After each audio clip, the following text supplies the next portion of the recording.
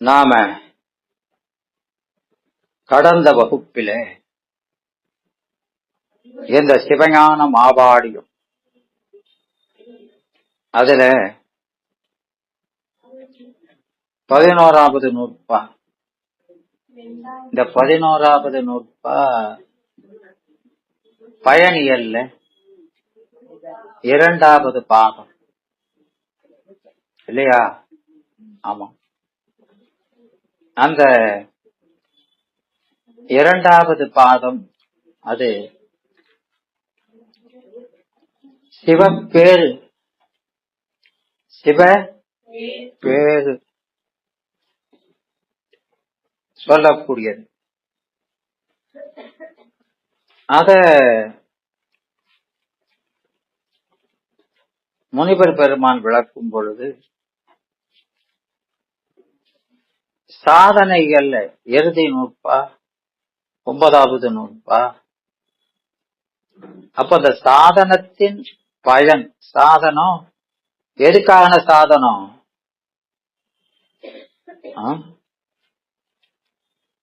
ஏமா 9ஆம் நூற்பா சாதனைகள்ல நிறைவு நூற்பா. அதுல நாம சாதனை செய்யறோம். எதுக்காக சாதனை செய்யறோம்? என்னமா? சிவஞானத்தை பெறுவது. என்னமா? சாத்தியமான சிவஞானத்தை பெறுவது.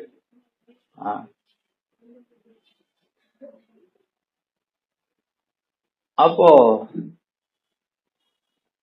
அங்க அந்த சிவபூசனை செய்ததனுடைய பயனாக அவர் சொல்வது 2.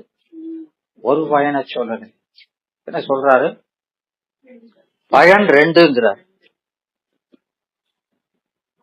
அது முதல் பயனாகிய பாச நீக்கம், 2வது பயனாக சிவப்பேரு அப்படிங்கிறார். அப்படி பயன் 1 இல்ல 2 அப்படின்னு சொல்றார் இல்லையா? ஆமா. அதுல முதல் பயனை 10ல சொல்றார், பாச நீக்கத்தை. 2வது பயனை அந்த 11ஆம் நூற்பாவுல சொல்றார் இல்லையா? ஆமா. அப்போ அந்த பயன் 2 முதலே வகுத்து கொண்டு அங்க சொல்றாரு. ஆனா சிவஞான முனிவர் அது 2 சொன்னவர் அங்க சொல்றாரு. அந்த முதல் பயனாகிய ஞானத்தை பெருத மாதிரி பாச நீக்கத்துல உடன் நிகழ்ச்சி என்னது? அறிவு விளக்கம். பாச நீக்கத்துல உடன் நிகழ்வது அறிவு விளக்கம் அப்படின்னு சொல்றார். ஆனா ஆனந்த விளக்கம் உடன் நிகழ்ச்சி அல்ல. அது உடன் நிகழ்ச்சின்னு சொல்லக்கூடாதுங்கிறத தெளிவுபடுத்துறார். அது உடன் நிகழ்ச்சி இல்லை, அது தனி. சிவப்பேருங்கிறது தனி. அந்த ஞானத்தை கொண்டு நாம செய்ய வேண்டியது, ஞானத்தை கொண்டு நாம செய்ய வேண்டியது என்ன என்பது அப்படி சொல்லியிருக்கிறார். ஆனாலும் இங்க என்ன சொல்றாரு முனிவர் அப்படின்னு சொன்னா, அந்த ஞானத்துக்கு பயன். அது என்ன சொல்றாரு? உடன் நிகழ்ச்சியில தான். ஆனாலும் அந்த ஞானத்தை பெற்றால் அந்த ஞானத்தினால என்ன பயன் ஏற்படும்னா சிவப்பேரு அப்படின்னு அதுக்கு ஒரு தொடர்பு. அந்த இது தனின்னு சொன்னாலும் அது தனி இல்ல, ஏன்னா அந்த ஞானத்தோடு தொடர்புடையதான். அந்த ஞானத்துக்கு பயன் என்னன்னா, அந்த ஞானத்தால் அறிய வேண்டிய பொருளை அறிந்து ஆனந்தத்தை பெறும் இல்லையா? அப்ப நாம அறிவை எதுக்காக பயன்படுத்துறோம்? ஆனந்தத்துக்கு தான் என்று கற்பதெல்லாம் நிற்பதற்கு என்றார் போல கற்பதெல்லாம் நிற்பதற்கு என்றார். இது ஞானத்தை கற்பது என்றும் நிற்பது என்றும் எப்படியெல்லாம் சொல்றாரு பாருங்க இல்லையா? அப்போ நமக்கு சிவஞான முனிவர் ஒரு வரப்பிரசாதம். இப்படியெல்லாம் நம்ம சிந்திக்கிறதுக்கு ஒரு அருளாளர் வேணும். நம்மால சிந்திக்க முடியாது. நாம அறிவினால ஏழுகள். நாமெல்லாம் யாரு? அறிவிலே ஏழைகள் இல்லையா? ஆமா. அதனால அவன் தகுதி அறிஞ்சுதான் அறிவிப்பான். பெருமான் நமக்கு அறிவிக்கிறது எல்லாம் பெருமான் தானாலும் பாத்திரம் அறிந்து பிச்சைங்கிறாங்களா இல்லையா? பாத்திரம் அறிந்து இந்த பாத்திரத்துக்கு இவ்வளவு போடணும்னு பார்த்து போடணும். அவங்களுக்கு கொடுக்கிற பிச்சை வேற, நமக்கு கொடுக்கிற பிச்சை இருக்கட்டும் இருக்கட்டும். என்னப்பா? அதனால பெருமான் அவருக்கும் அவர் தான் உணர்த்துறாரு, நமக்கும் அவர் தான். நம்ம ஏழ்மைக்கு தகுந்தா போல நமக்கு உணர்த்துறார் இல்லையா? அவர்களெல்லாம் செல்வர்கள். அவர்களெல்லாம் யாரு? செல்வர்கள். அவங்களுக்கு உணர்த்துற முறையே வேற மாதிரி இருக்கு. அதனால இந்த 11ஆம் நூற்பாவில அந்த ஞானத்தை பெற்றவர்கள், ஏன்னா அதை ஞானத்துக்கு பயனுகிறாரா இல்லையா? அதனாலதான் அவர்கிட்ட பாடம் கேட்ட அருள் நன்றி இதை விளக்கும் போது பரஞானத்தால் பரத்தை தரிசித்தோர் பரமே பார்த்திருப்பார், பதார்த்தங்கள் பாரா அப்படின்னு சொல்றார். ஞானத்தின் பயன் என்னது? பரமே பார்த்திருப்பதுதான், பதார்த்தங்களை பார்க்காது. அப்போ அது வரைக்கும் பதார்த்தங்களை பார்க்கணும். இந்த ஞானம் வந்தாச்சுன்னா பரமே பார்த்திருப்பது அப்படின்னு அந்த உயர்வை சொல்றார். விளங்குதா? ஆமா. பார்க்க அப்படி பார்க்க மாட்டாங்க. பார்த்தால் பரிஞானம் பல ஞானம்னு சொல்லி அஞ்ஞான விகற்பம் ஐந்தபத்தின் கலக்கம் தரு ஞானம் போக, இதெல்லாம் போக வேண்டியது, நீங்க வேண்டியது. ஞாதது ஞானம் நேயம் தங்கிய ஞானம் சங்கற்பன ஞானம். இது 8, 9 சிவம் வந்த பிறகும் நமக்கு ஞானங்க விளையிறதில்லை. அது 10 தான் விளையுது. ஏகனாகி இறைவனி நின்றால் என்று அது விளையதில்லை. அப்போ இறைவன் உணர்த்திட்டா அதே ஞானம்தான். ஆனாலும் அது எப்படி இருக்கு? அந்த ஞானம் ரொம்ப ராவா இருக்கு இல்லையா? இது துன்பகாரணம் இன்பகாரணம்னா இதை விட்டுட்டு இதை பற்றணும். எப்படி விடுறது? எப்படி பற்றது? போ அப்படின்னா போயிருமா? அப்போ போறதுக்கும் பெறுவதற்கும் என்ன செய்யணும்? சாதனை செய்யணும் இல்லையா? அத சொல்றாரு. அதனால அது அந்த 10ஆம் நூற்பாவில தான் போகிறது. இறைவனோடு ஏகனாதனால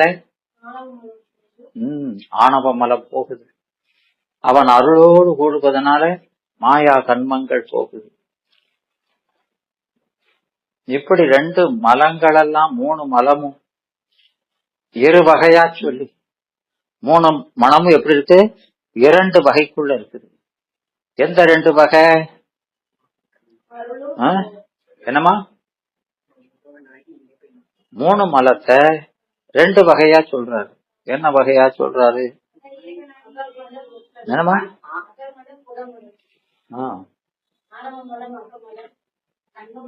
சகஜம் ஆகந்துகள் அப்படி சொல்றார். 2 அந்த 2ம் போகணும்.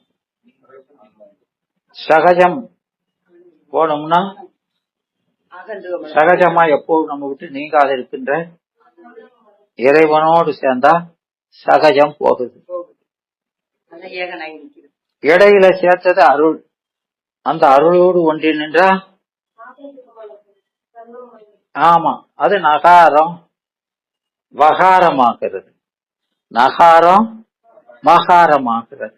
சினமருவு தெரோதாயி கருணையாகி அப்படி போகுதுங்கிறாங்க. அதனால சிறிஞானம் சிறிஞானம் இதையெல்லாம் கடந்த சிவஞானம்.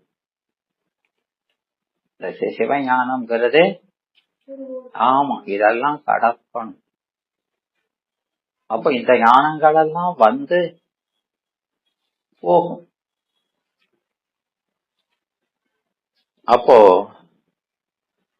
8ஆம் நூற்பாவில் வரக்கூடிய கேட்டல் சிந்தித்தல் அதெல்லாம் போகும். தெளிதல் தான் உண்மையான ஞானம்.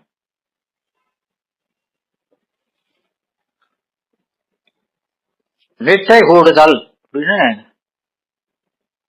அத ஞானத்தின் பயனாக 4ஆவதா வைக்கிறாரு. அதனால அத பயனுங்கிறாரு. நிச்சை கூடுதல்னா அதான் முக்கிய. விளங்குதாமா? தெளிதல் தான் ஞானம். அதனால இங்க அந்த 11ஆம் நூற்பாவில சொல்லக்கூடிய சிவப்பேறு என்பது என்னதுன்னு சொல்றாரு? ஞானத்தின் பயன், தெளிதலின் பயன் நிட்டை. அப்படித்தான சொல்லி இருக்குதுங்கிறதான் புதுசா சொல்லுது. இதுதான்ப்பா அப்படிங்கிறார். விளங்குதாமா? ஆமா. அதனால இங்க இந்த சீவன் முத்தன் சிவமே கண்டிருப்பார். அதனால ஏன் சீவன் முத்தரை சொல்றாரு? என்னப்பா?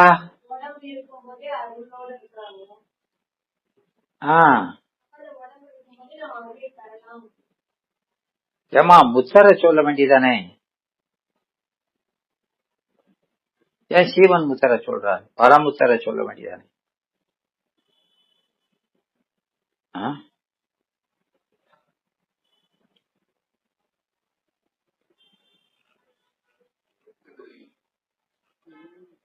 அதனால் சீவன் முத்தர் சிவமே கண்டிருப்பாருங்கிறார். ஏன் சீவன் முத்தரை சொல்றாரு? என்னப்பா? அவங்கதான் நம்மளுக்கு எடுத்துக்காட்டு. அதனால அவங்கதான் சார் நமக்கு நல்லது அனுபவிச்சு அதை வெளியேறதுனால அதை எடுத்துக்காட்டாக நம்மளுக்கு வச்சு சொல்றாங்க. அனுபவிக்கிறாங்க.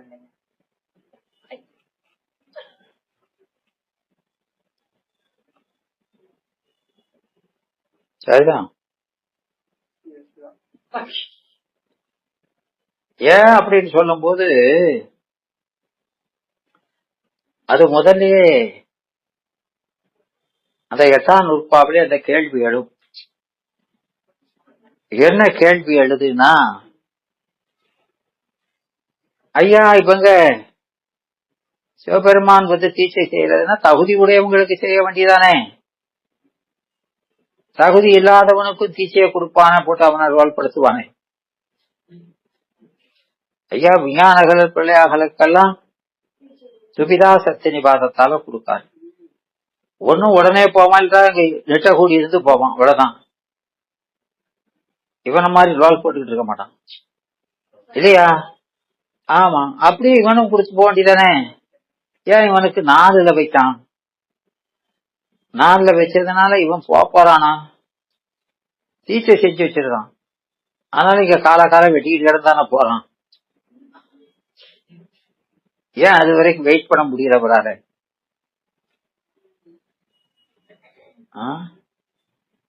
அது அந்த அடியார வந்து நம்ம வீட்டுக்கு தானே வராது, வந்து வரட்டும்னு இருக்கிறது எல்லாமே எதிர் சென்று வணங்குறது அந்த ஆர்வத்தை காட்டுங்கிறாரா இல்லையா?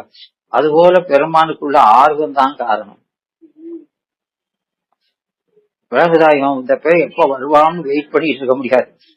நம்மளே போய் ஆமா அப்படி அது ஒண்ணு. இன்னொன்னு, இந்த சகலருக்கு இவங்கதான் காட்சி பொருள். இவங்க எப்படி போறாங்கிறத பார்த்தாவது இவன் முயல்.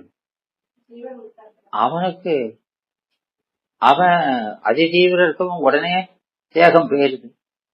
அவன் எப்படி போனாலும் ஒரு பேருக்கும் தெரியாது இல்லையா? அபரம் புத்தரோ அவன் உடம்போடு இருந்தாலும் எந்திக்கவே மாட்டாம அப்படியே நிட்ட கூடி இருந்து கொஞ்ச நாள் இருந்துட்டு போயிருக்கான். அவன் முழிச்சு வெளிகளில் அலைவதில்லை. இவனும் நம்ம பாக்குற மாதிரி இருக்கான். அப்போ இவங்கதான் நமக்கு பாடம், இவங்கதான். ஆமா, அதனால அவங்களுக்கும் கொடுக்கான். இவங்களை பார்த்து மற்றவங்களும் ஏன்னா விஷுவலா பார்க்கணும். பார்த்தா நாம அவங்கள போல நடக்கணும், இப்படி ஆகலாம், இப்படி இருந்தவர் இப்படி ஆயிட்டாருன்னு தெரியணுமா இல்லையா? அதுக்காகவும் செய்யறான் அப்படின்னு சொல்வார். அதனால இங்க சீவன் முத்திரை வச்சிருக்கிறார். மந்த பக்கம் உடைய சீவன் முத்தர் எடுக்கிறார். விளங்குதா? அதனால சீவன் முத்தர் சிவமே கண்டிருப்பார் அப்படின்னு. அப்போ எங்க காயம் ஒழிந்தால் சுத்தனாகி, காயம் ஒழிந்தால் சுத்தனாகி, காயம் ஒழிந்தால் சுத்தனாகி நான்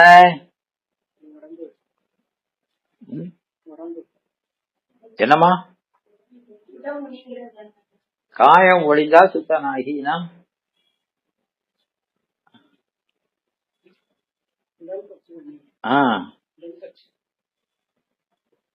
ஆன்மா காட்டக்கண்டிட தன்மையுடைய கண்ணுக்கு ஏன் உயிர் காட்டி கண்டிடுமா போல ஈசன் உயிருக்கு காட்டி கண்டிடுவன். இது ஓமை 11ஆம் நூற்பாவில் அங்க முதல் நூல்ல சொன்னதான் அப்படி சொல்றாரு.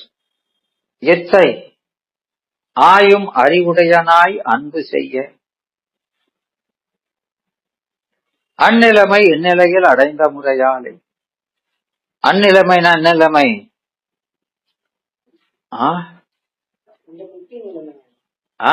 அந்த அதிதீவிர பக்குவம் உடையவர்கள் அடைந்த நிலைமைய, அதிதீவிர பக்குவம் உடையவர்கள் அடைந்த நிலைமைய அதான் அந்நிலை இல்லையா? அவங்க சொன்ன உடனே என்ன செஞ்சாங்க? தீக்க செஞ்ச உடனே உடம்புல இருந்து உயிர் பிரிஞ்சு போய் முத்தி அடைஞ்சிட்டாங்களா இல்லையா? அது பரமுத்தி. அந்த முத்திய உடம்போடு இருக்கும் போதே என்னிலைமைனா அதோடு குறைஞ்ச பக்கத்துல இருக்கிறவன் ஆமா உடம்போடு இருப்பான். என் நிலைமை அடைந்த முறையாலே. அப்போ அவங்களும் உடம்போடு இருந்தாலும் அவர்கள் நம்மை போல இல்லை. இவர் பாசத்தார், அவர் நேசத்தார்.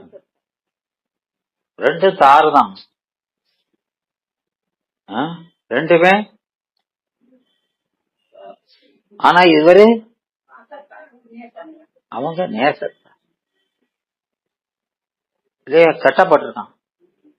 இவன் பாசத்தோடு கட்டப்பட்டிருக்கான், அவன் நேசத்தோடு கட்டப்பட்டிருக்கான். அப்ப நேசத்தாருக்கு என்ன செய்வான், பாசத்தாருக்கு என்ன செய்வான்? செய்பவர் செய்தி பயன் விளைத்து நிற்பன் ஆதலாலேங்கிற. யாரு என்ன செய்யறாங்களோ அதுக்கு தகுந்தாப்புல பலன். செய்பவர் செய்தி பலன். செய்தவர் செய்தினானது என்னமா? செய்திங்கிறது செயல். என்ன செயலு? என்ன செயலு? ஐயா என்ன செயலு? அன்பு செலுத்துறதுதான் செயல். சிவபூஜை எவ்வளவு அன்பு வச்சுக்கோங்கிற செயல். காளி நல்லா சொல்லிட்டேன். செய்தி என்னன்னா அந்த ஞானத்துக்கு பயன் தானே. ஞானம் என்பது ஈசன்பால் அன்பு தானே. ஆமா, அன்புன்னு பொதுவா சொன்னா என் வீட்டுக்காரி மேல எனக்கு ரொம்ப அன்பு இருக்கு, எனக்கு உடனே அப்படி சொல்லி தொலைச்சலாத.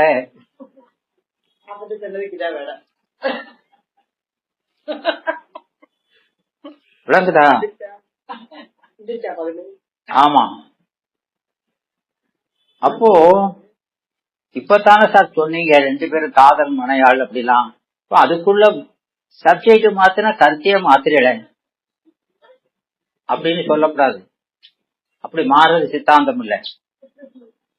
இப்போ அவர் மனைவி மேல காதல் வைத்தாரு, இவர் மேல காதல் வச்சாருன்னா இவர் சிவமேன்னு நினைச்சாரு, அவரும் சிவமேன்னு நினைச்சு காதல் பண்ணாரு, மனைவின்னு நினைச்சு காதல் பண்ணல.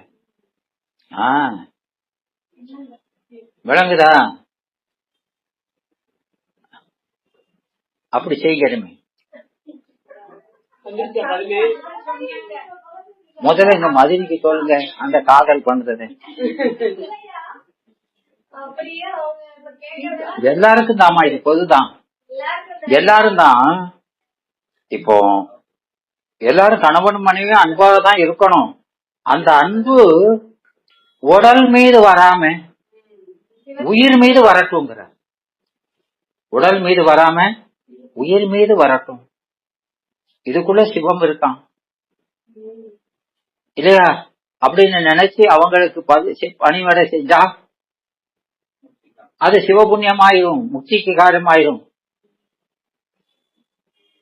இவரோட கெட்டி கடந்து அழ வேண்டி இருக்குது, வேற வழி இல்லையா நினைச்சா பூரா. நீங்க நல்லது செஞ்சாலும் பசு புண்ணியமாயி பிறப்பு தான் தருமே தவிர முக்கிய தராது இல்லடா. அதனால அப்படி நினைக்கிறார்.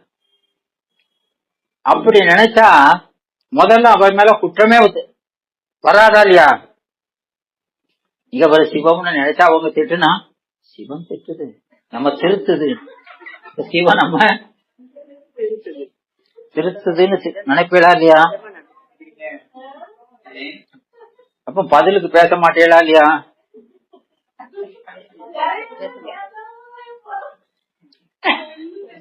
பேச பாட்டி ரொம்ப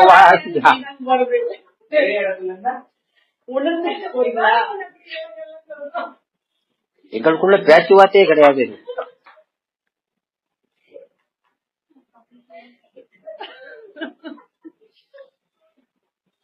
அது வாழ்க்கை இல்ல. அப்படி செய்யவே செய்யாதீங்க. எந்த இவங்க கூட கூட அன்பை செலுத்த முடியாதவங்க நாம எல்லா உயிர்த்தையும் என்னைக்கு செலுத்த போறோம்? நம்ம நோக்கம் வேறமா. இதெல்லாம் ஒரு சுசிபி இல்லையா? எல்லா உயிருக்கும் அன்பு வரணுங்கிறாரு இவர்கிட்ட என்ன பிரயோஜனம்? அப்படி பேச மாட்டேன் கீச மாட்டேன் இருக்க கூடாது. கண்டிப்பா பேசணும். விளக்குதா? ஆமா, எல்லாம் உயிர் துணைன்னு தானே சொல்றாரு. உயிர் துணையா இருக்கணும். வாழ்க்கை துணை நலம்னு அப்படித்தானே சொல்றாரு. ஒவ்வொருவரும் நலம்ங்கிறது வீடு பேரு தான் நலம், மற்றதெல்லாம் சொல்ல அளவுல நலம் இருக்கே தவிர உள்ளபடி நலம்ங்கிறது என்னது? உயிருக்கு உறுதி செய்வதுதான் இதம். நலம்ங்கிறது இங்க இதம் இல்லையா? மற்றதெல்லாம் அகிதம் தான். அதனால எங்க அந்த காணும் கண்ணுக்கு காட்டி ஏயும் உயிர் காட்டி கண்டுடுவான் போல ஈசன் உயிருக்கு காட்டியும் கண்டு அது அவன் செய்யற உபகாரம். இத்தைங்கிறது இந்த உபகாரத்தை ஆயும் அறிவு உடையவனாய்.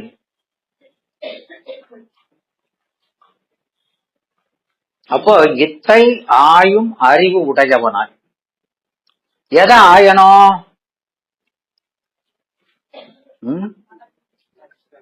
இத்தை ஆயும்னா இதை, இத்தைனா எதை? என்னமா? அவன் உபகாரத்தை ஆயும் அறிவு உடையவனாய்.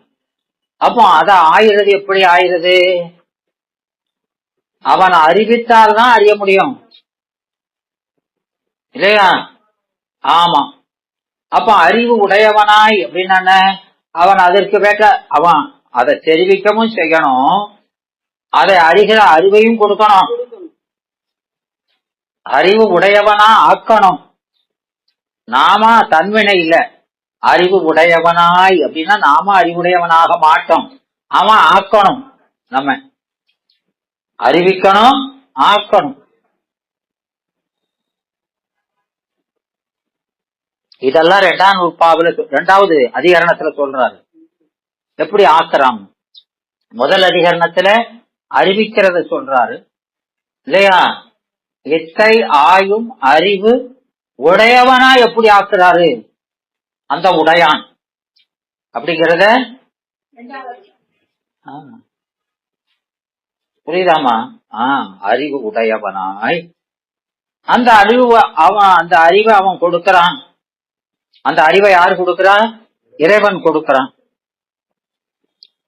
அப்போ அந்த அறிவை கொண்டு அவன் அறிவித்ததை அறிகிறோம். அப்போ இங்க பாருங்க, இதுல என்ன சொல்றாரு? இத்தை ஆயும் அறிவு உடையவனாய் அப்படிங்கிறார் இல்லையாமா? அவன் உபகாரம், அந்த உபகாரம் எப்படி சொல்லியிருக்கார்? ரெண்டா பிரிச்சு சொல்லிட்டார். காட்டுதல், காணுதல். இந்த ரெண்டு உபகாரத்தையும் காட்டுதான், அந்த ரெண்டு உபகாரத்தையும் காட்டுறான். அப்ப காணுதல் கிட்ட நிகழணும். அவன் செய்த ரெண்டு உபகாரத்தையும் காட்டுறான். விளங்குதா? அப்போ இத இந்த ஆன்மா அவன் காட்ட, இவன் காணும். அப்போ இதுல என்ன நுட்பத்தை நல்லா பாக்கண்டா. விளங்குதா? இந்த சந்தேகம்லாம் உங்களுக்கு வரவே மாட்டேங்குது. காணும் உபகாரம், காட்டு உபகாரம்னாலே ரெண்டும் அதுலயே அடங்கிருது இல்லையாமா? அவன் செய்யற உபகாரம் ஒண்ணுக்குள்ள காண்டும் அவன் காட்டியும் கண்டு வருவது இல்லையா? அந்த உபகாரத்தை காட்டுதல், அந்த ரெண்டு சேர்ந்து எதுக்குள்ள பேருது? காட்டுதலும் காணுதலும். காட்டுதல்னு ஒண்ணுல பேருது. அவன் காட்ட, இந்த ஆன்மா காணணும். அப்ப முதல்ல சொன்ன காட்டி காணுதல் வேற, இது முன்னால நிகழ்ந்தது, காட்டியும் கண்டது. அதான் அவன் அறிவிக்க, அது காட்டுத, இவன் அத காணணும். அதுக்கு அறிவு வேணும். அந்த அறிவை அவன் கொடுக்கணும். கொடுத்து அந்த அறிவை கொடுத்து அவன் காணுமாறு செய்ய, காணுமாறு காணும் உபகாரம்ங்கிறது காணுமாறு செய்யும் உபகாரம். முதல்ல அவன் செஞ்சது வெறும் உபகாரம் தான், காட்டுதலும் விடயங்களை காண செய்தலும். விடயங்களைத்தான் கண்டோம் இல்லையா? இப்ப யார காண்கிறோம்?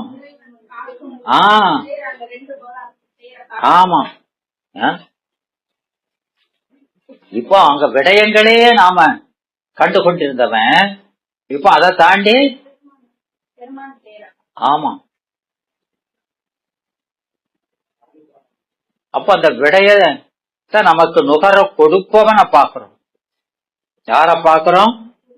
ஆமா, அவனை பாக்குறோம். விளங்குதாமா?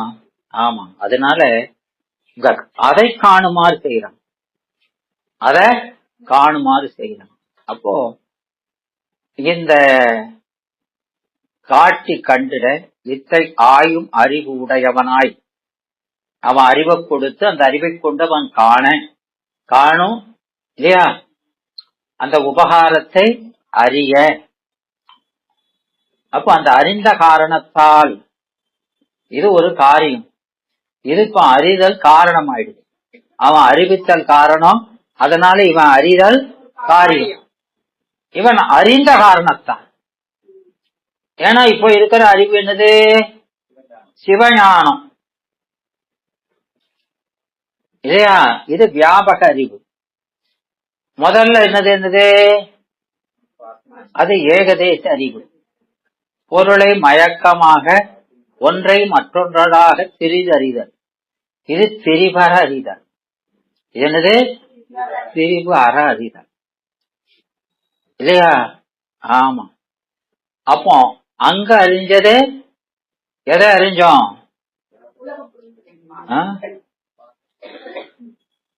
அசத்தாய் உள்ள வண்ணபேதங்களை, அசத்தாய் உள்ள வண்ணபேதங்களை.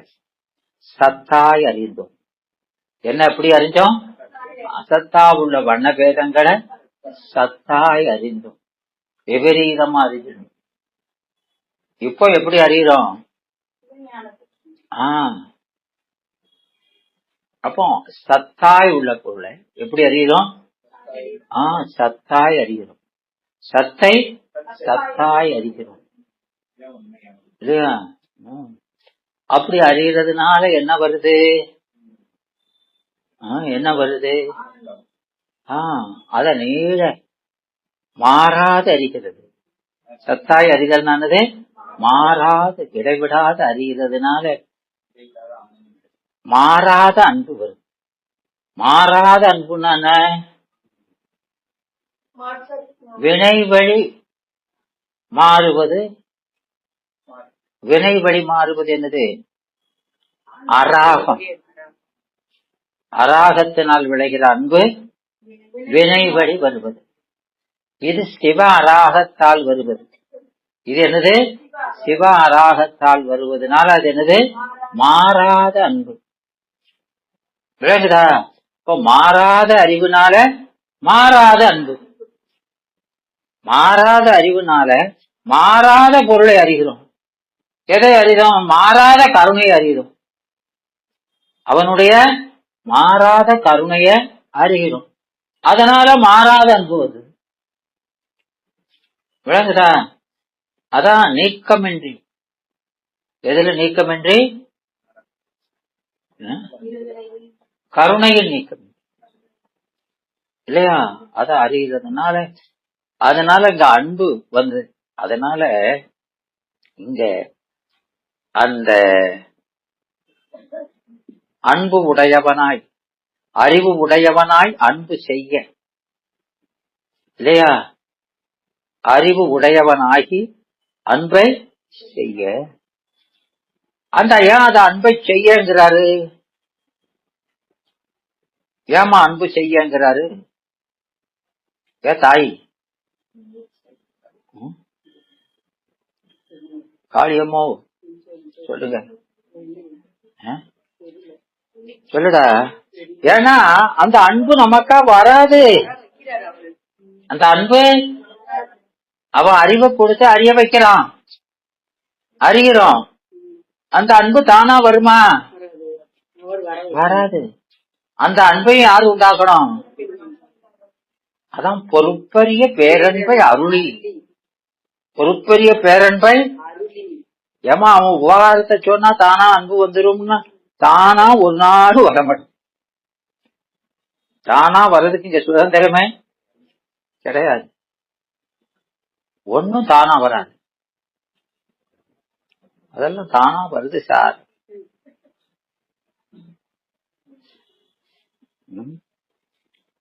விளங்குதா?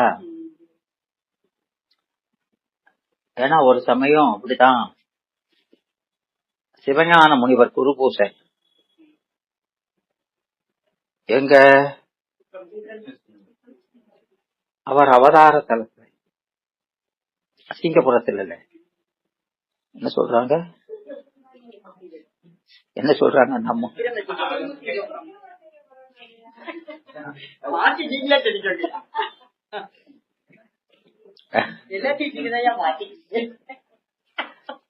அங்க அது நடக்கும் போது நம்ம சாமி இப்ப அங்க இருக்காங்களே, அவங்க அங்க திருவாவூரத்துல சன்னிதானம் அங்க கம்பரான் சாமியா இருக்காங்க. அவங்கள அனுப்பியிருக்காங்க. ஆமா, வந்திருக்காங்க. அப்போ அங்க சுப்பிரமணிய தம்பிரான் அவங்க வந்து அந்த 3 நாள் இருந்து ஆசி உரை சொல்லுவாங்க. 3 நாளும் ஆசி உரை சொல்லுவாங்க. அப்போ அவங்க அங்க வந்திருக்கும் போது அங்க அந்த செங்கோல் ஆதீனத்துல முதல்ல இருந்தாரு, அவரை பாவநாசத்துல பார்த்திருக்காங்க. இவர் வந்திருக்க திருவாவூர் அவரை பாவநாசத்துல பார்த்து பார்த்த உடனே வாங்க அப்படின்னு, இந்த மாதிரி குரு பூசைக்கு வாங்க அப்படின்னு அழைச்சா அவரும் சரின்னு வந்துட்டார். அன்னைக்கு 1க்கு 2 ஆசி உரை நாங்க அவரையும் உட்கார வச்சு ஆசிட்டு, அப்போ சாமி பேசினாங்க.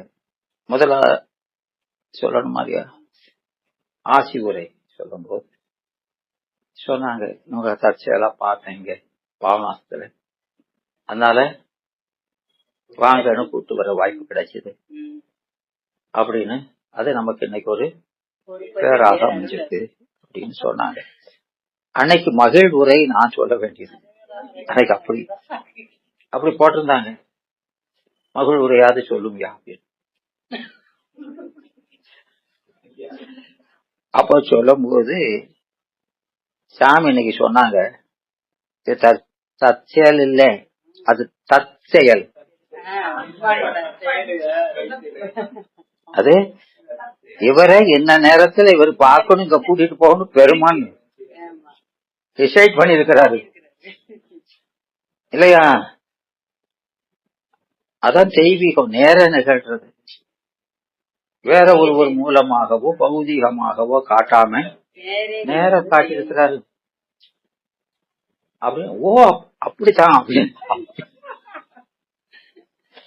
ரொம்ப நல்லா இருக்கு. எதுவுமே எல்லா செயலுமே தற்செயல் தான். எதுவுமே நம்முடைய செயலோ பிறருடைய செயலோ இல்லை, எல்லாமே அதனுடையதான். நாம அந்த தத்து இந்த கருவிகள் மூலமோ பிற உயிர்கள் மூலமோ எல்லாமே அவனுக்கு கருவிதான். சடமோ சித்தோ அவனுக்கு கருவிதான். அந்த கருவி மூலமா வந்தா அந்த கருவியை தான் நாம் நினைக்கும். இந்த உடம்பு அவன் நமக்கு அறிவை கொடுத்தா அந்த உடம்பதான் நாம், இந்த தான் மடத்தனமான நினைப்பு தான் நமக்கு எப்போதும்.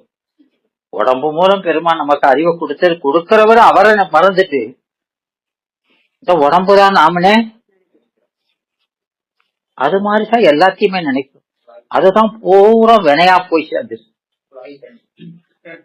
பூரா நம்ம அக்கௌண்ட்ல கிருகிருன்னு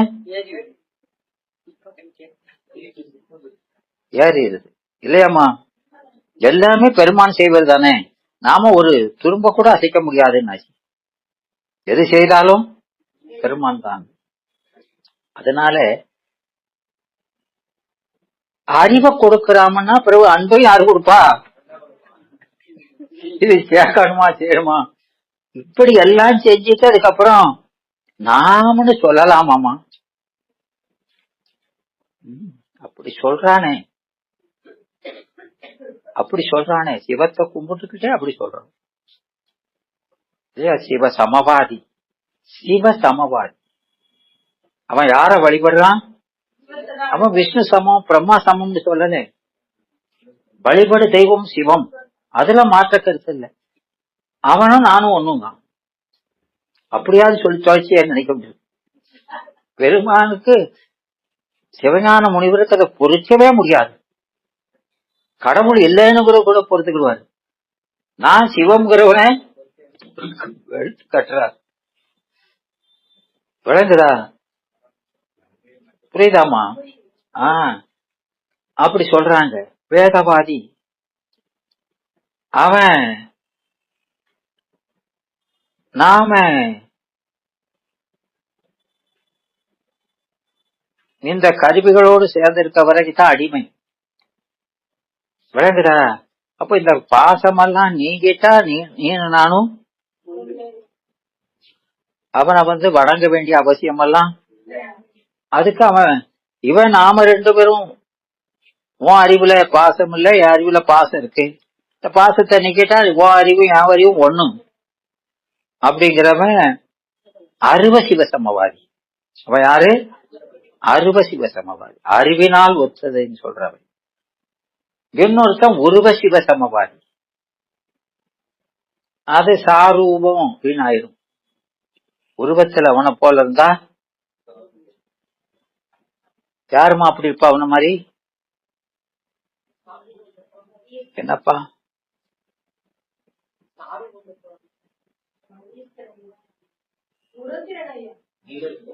ஏமா இந்த பிரளயாகலர் பூராமே அவங்க அவன மாதிரி தான் இருப்பாங்க. எல்லாரும் உத்தரர்கள் தான். அவங்க பூராருமே உத்தரர்கள் தான். விளங்குதா? அதனால உருவத்தால் அவனை சமமாக அவனை போல இருந்தா அவனுடைய உருவம் அருள். அதனுடைய உருவம் அருள். இவங்க அவனை போல இருந்தாலும் இது மருள். இவங்களுடைய தேகம் எல்லாம் மருள். அவனுக்கு அருளால் ஆன சரீரம். அந்த சரீரம் அவரவர் காண்பதற்கு தகுந்தாப்புல மாறுகிற சரீரம். இது ஒரே மாதிரிதான் எழுதி வச்சிருக்கோம். விளங்குதா? இதெல்லாம் வினைபடி வருகிற சரீரம் அது அப்படின்னு ரெண்டுக்கும் பேதம் சொல்கிறார். அதனால அதுவும் சமம் இல்லை. உருவ சிம்ம சமவாதியையும் மறுக்கிறாரு. உருவம்னு ஒண்ணு வச்சுட்டாம்னா அது வினைக்கு தகுந்தாப்புல உள்ள சரீரம்னு வச்சுட்டாம்னா மல சரீரம். அது என்ன சரீரம்? அமல சரீரம். அது அமல சரீரம். அது என்ன சரீரம்? அமல சரீரம். அதுவும் இதுவும் ஒன்னாகாது. விளங்குதாமா? ஆமா. அதனால இவங்க அந்த அறிவை கொடுக்கிறான். அன்பையும் பெருமான் தான் கொடுக்கிறார். எதுவுமே அவன் கொடுக்காதபடி ஒண்ணு கூட வராது. விளங்குதாமா? இது சிறப்பா இழிவா? சிறப்பாமா? என்ன சிறப்பு?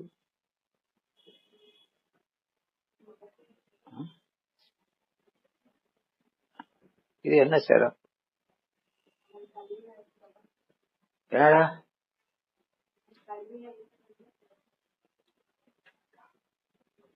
சொல்லுடா, என்ன சொல்லுங்க? ஒத்திருக்கிறது சிறப்பு கிடையாது. என்னப்பா ஒத்திருக்கிறேன்னு சொல்றது சிறப்பு கிடையாது, அது இழிவு. தெய்வம் தெய்வமேங்கிறது சிறப்பு. சிறப்பு ஏன்னா அவன் கொடுத்தாதான் பெற முடியும். நாம் கொள்வதா இருக்கிறதுனால அவன் சார்பிலிருந்து நீங்காமல் இருப்பதற்கான வாய்ப்பு. அது இல்லைன்னா அவன் சார்பிலிருந்து அப்படி ஆயிடுமாடியா? ஆமா, அது சிறப்பு இல்லை. அவனை நீங்காமல் இருப்பதுலதான் சிறப்பு இருக்கு. அவனை ஒட்டியே நிக்கணும். ஒட்டாத பாவி தொழும்பறைங்கிறாரா இல்லையா? ஒட்டாதவம்லாம் யாரு? பாவி இல்லையா? அப்படி ஒட்டாத பாவின்னு சொல்லி ஏன் தொழும்பருங்கிறாரு?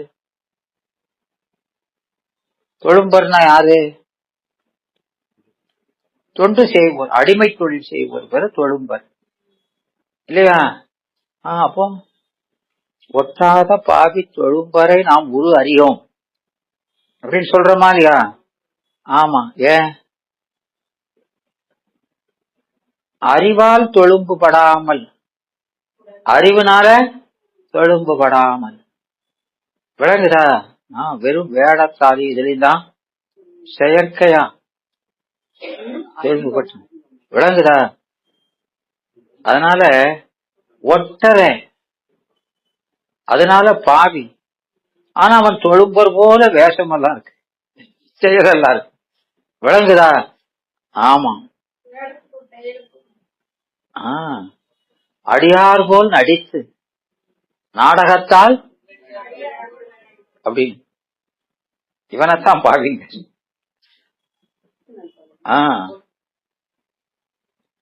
அப்படி சொல்ற. அதனால இங்க அப்படி நாம எப்போதும் அவனை சார்ந்து இருக்கிறதுங்கிறதான் பெருமை. மற்றவங்க எல்லாம் முக்கியம்னா சுதந்திரமா இருக்கிறது தான் முக்கியம். அப்படி இருக்கிறது இல்லை.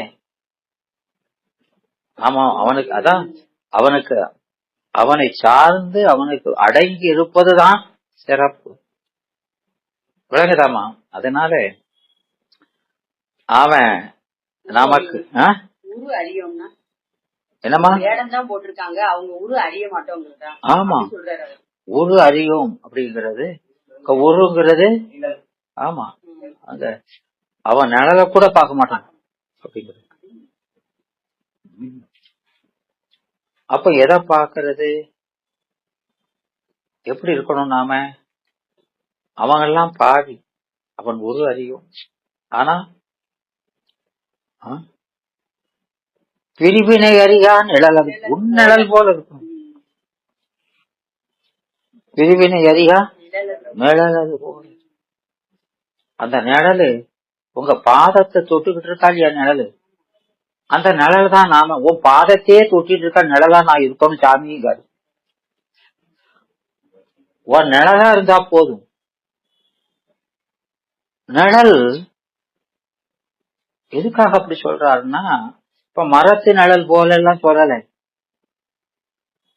ஏன்னா மரம் பிற பொருளுக்கு நிழல் கொடுக்கும். இது இந்த உடம்பு யாருக்கும் நிழல் கொடுக்காது, உனக்கே நிழல். அந்த நிழல் யாருக்கும் நிழல், நான் யாருக்கும் இன்பம் கொடுப்பதில்லை இல்லையா? அதனால நான் என்ன செய்யணும்? உன் திருவடி நிழலு தான் இருக்கணும். அதனால உங்க திருவடி எங்க போவிச்சோ அதை ஒட்டிய அந்த திருவடியும் நிழலும் பிரியமாமா. நம்ம காலை எங்க வைக்கிறோமோ அந்த நிழல் கூடி, அது போல நான் இருக்கணும் சாமி.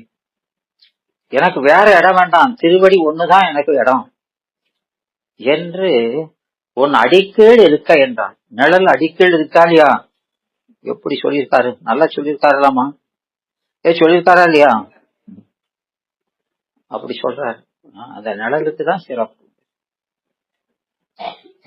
அதனால எங்க அதுல சொன்ன மாதிரி அவன் காட்டியும் கண்டும் வருவதை நமக்கு அறிவிக்க, அந்த அறிவையும் கொடுக்க அறிவு உடையவனாய், அந்த அறிவு உடைமைதான் உடைமை. உடைமை எது? அந்த அறிவு உடைமைதான் உடைமை. அதனால அன்பு செய்க. அப்போ அந்த அன்பையும் யார் கொடுக்கிறா? பெருமான் கொடுக்க. அன்பு செய்க. அப்போ அந்த அன்பும் அவன் கொடுக்கறாங்கிறத ஒரு பாட்டு, அறிவை கொடுக்கறத ஒரு பாட்டு, அன்பை கொடுக்கறத ஒரு பாட்டு. அவன் உபகாரத்தை சொல்றத ஒரு அதிகரணம், அது ஒரு அதிகரணம்.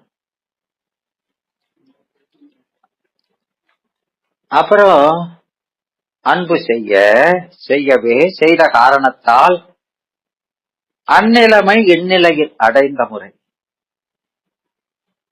இல்லையா? அந்நிலைமை எந்நிலையில், அந்நிலைமை எது, எந்நிலையில் எது? அந்நிலைமைனா எந்நிலைமை, அந்நிலைமைங்கிறது என்னைக்கு நீ உபதேசம் செய்தாயோ, பெருமான் எப்போ கேட்டல் ஞானத்தை செய்தாரோ அப்பவே உருக்கறந்தான், அப்பவே உருக்கறந்தான். அப்படின்னா உருக்கறந்தார்னு என்ன? உருக்கறந்தார்னு என்ன?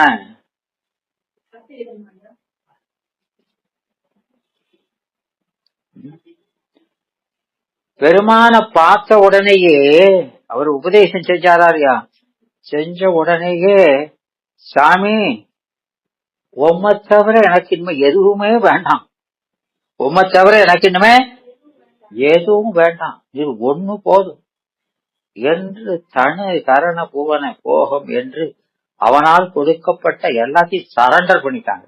தெரியாம பட்டுட்டேன், இது எனக்கு இது வேண்டவே வேண்டாம் அப்படின்னு கொடுத்ததுனால உடனே வீடு, விட்டதனால வீடு, விளங்குதா? பெற்றதனால் பிறப்பு, விளங்குதா? இதெல்லாம் எனக்கு வேண்டாம், நீ ஒருத்தம் போதும் என்று அதை விட்டாங்களா இல்லையா? உடனே விட்டுட்டான், அவன் அன்னைக்கே போயிட்டான். அதான் அந்நிலைமை. அந்நிலைமைங்கிறது அதுதான், விளங்குதா? அவங்க தீவிர பக்குவம் உடையவன். சொன்ன உடனே இதெல்லாம் துன்ப காரணம் சொல்லியாச்சுல, அப்புறம் என்னதுக்கு எனக்கு ஓ அப்படின்னு உடனே விளங்குதா? ஆமா. அப்ப விட்டுட்டு உடனே போயிட்டானே, அதே நிலைமை நான் இன்னைக்காவது அடைய வேண்டாமா? ம். இந்நிலை. இந்நிலைன்னா என்ன நிலை? ம். இந்நிலைகள் அப்படின்னா என்ன நிலை? உடலோடு இருக்கும் நிலை ஆ? இந்நிலைங்கிறது என்னது? என்னம்மா? ம். இந்நிலைகள். அப்போ அந்த மணிவாசக பெருமான் அந்த திருப்பெருந்துறை அவர் தன்னுடைய கோலம் காட்டி தீக்கை செய்து ஆட்கொண்டார். யார? மணிவாசக பெருமான். செய்தாரா இல்லையா? செய்தார். செய்து முடிச்ச உடனே அவரு வந்த 999 பேரும் இவரும் தீயில மறைஞ்சிட்டாங்க. மறைஞ்சிட்டாங்களா இல்லையா? இவனை மாத்திரம் நீ இரு அப்படின்னு இருத்திட்டு போயிட்டாங்க. அவர் கூட வந்தவங்க எல்லாம் போயிட்டாங்க. அப்ப இவரை மாத்திரம் இங்க விட்டுட்டு போயிட்டாருன்னா ஏன் விட்டுட்டு போயிட்டாரு? நம்மளுக்கு அவரோட அனுபவத்தை சொல்லணும். அப்போ ஏதோ சில காரணம், 3 காரணம் சொல்றாரு இல்லையா? அந்த 3 காரணக்காக இங்க விட்டுட்டா அப்படின்னு சொல்றாரு. அது யார் சொல்றா? திருவிளையாடல் போன ஆசிரியர் சொல்றார். 15. ஆமா. ஆனா மணிவாசகர் என்ன சொல்றாரு?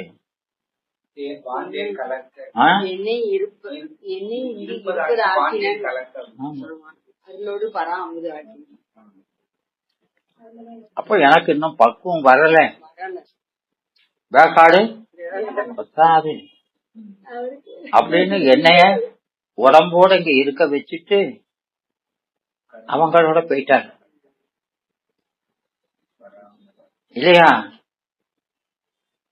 அப்போ அந்த உடம்போட அவனை பார்த்ததுக்கு அப்புறம் உடனே உடம்ப விடாதவங்க எல்லாம் சாதியில குறைஞ்சவங்க. சாதியில குறைஞ்ச சாதி. விளங்குதா? அதனால இப்போ நான் அதுல பெயிலாயி நிக்கிறவன். இப்ப நானும் அதை காணுமாறு, நானும் அந்த போனாங்கட அந்த இன்பத்தை நானும் பெறுமாறு. அந்நிலைமை இந்நிலையில் அடைந்த முறையான். உன் கருணை நீ போனே தவிர உன் கருணை போகல. உன் கருணைய யாம்போடு நிப்பாட்டிட்டு நீ அவங்கள கூட்டிட்டு போயிட்ட. விளங்குதா? என்ன சொல்றது? விளங்குதாமா?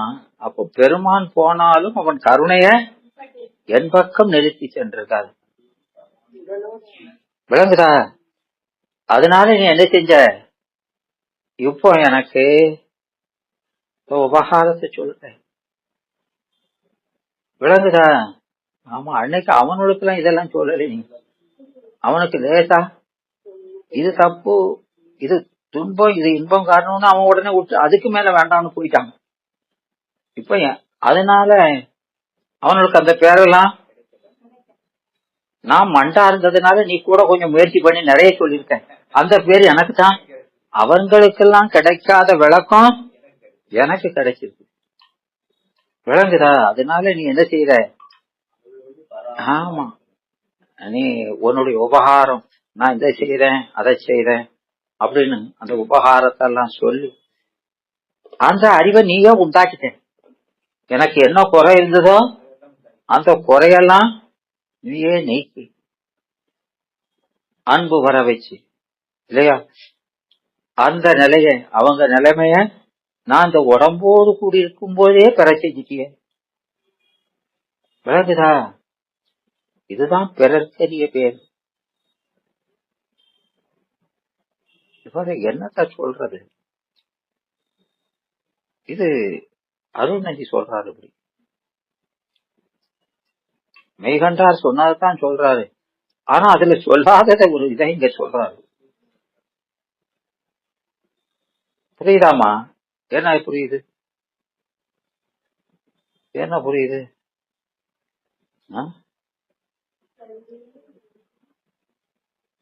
அப்போ அந்த முத்தருக்கெல்லாம் கிடைக்காத பேரு எனக்கு தான் கிடைச்சிருக்குது இல்லையா? அதனால அவங்க அந்த நிலையிலே அப்படியே விட்டுட்டு போயிட்டாங்க. ஆனா எனக்கு இந்த உடம்போடு இருக்கும் பொழுதே, ஆமா, உன் கருணையை என் கூட நிப்பாட்டிட்டு போனதுனால நீ இந்த உபகாரத்தெல்லாம் சொல்லி என் அறிவை விளக்கி அன்பை விளக்கி இல்லையா? அதுக்கப்புறம் அதுக்கு தடையா இருந்த மாயையெல்லாம் நீக்கு, மாயை நீக்கு, மாயை மீது பற்று நீக்கு, உன்னுடைய திருவடியை மட்டுமே நான் பற்றி, அதாவது அவரை காட்டு என்னை சிறந்தவன் ஆக்கிட்டேன். அப்படி செஞ்சு எதனால? அவர்கள் எல்லாம் காட்டுல வாழ்ற துறவி போல போயிட்டாங்க. நான் நாட்டில் இருந்து கொண்டே துறக்கும்படி செய்திட்டேன். பந்தங்களோடு இருந்து கொண்டே பந்தங்களை விட்டு நான் நீக்கும். இதல்லவா சிறந்த துறப்பு. அவமெல்லாம் அப்பவே இந்த மாய சரக்குகளெல்லாம் விட்டுட்டு ஓடிட்டான். அவன் மனைவி மக்கள் எல்லாம் விட்டுட்டு ஓடுற, காட்டுக்கு ஓடுற துறவி போல எல்லா பந்தங்களோடு இருந்து கொண்டு பந்தப்படாம பெருமான நினைச்சு இருக்கிறாங்க. அப்படி ஆக்கிருக்கிய அவன் எவ்வளவு பெரிய துறவி இல்லையா? அப்போ இந்த மாயா காரியங்கள் எல்லாத்தையும் கூட நான் இருக்கும் பொழுதே அதிலிருந்து நீங்கும்படியா வச்சிருக்கேன். என்னை அவங்கள விட வலிமை உடையவனா ஆக்கிட்டேன். எப்படி நினைச்சு இப்படி நமக்கு நினைக்க தெரியுதா? அப்படி சொல்றாருமா, விளங்குதா? அவன் நிப்பாட்டிட்டு போனது உள்ளபடியே வேலாய் பழையபடி இருக்கான். அவனை பெருமையா ஆக்கிடுறான். அதன ரொம்ப பெருமை. அதனால அந்த மாயமெல்லாம் நீ மாயா உடம்போட இருந்தாலும் உலகத்துல இருந்தாலும் தனு கரண புவன போகங்கள் எல்லாம் இருந்து கொண்டு அதுல பற்று இல்லாம வச்சிருக்கே. அவன் கஞ்சிக்கு இல்லாதவன் போன மாதிரி போயிட்டான் இல்லையா? நான் எல்லா இதையும் வச்சுக்கிட்டு பற்று இல்லாம உண்மையான விரதி வந்தானே, அப்படி ஆக்கிருக்கே என்ன அப்படின்னு சொல்லி அதெல்லாம் நீங்கி நான் மலரடி கீழ் இருப்பேன், உங்களுடைய திருவடி கீழே மாறாத சிவானுபவம் மருவிக்கொண்டே இருக்கேன். அப்படின்னா அதை விட சிறப்பு என்ன இருக்குது அப்படின்னு சொல்லி அந்த அபிகாரவாதி,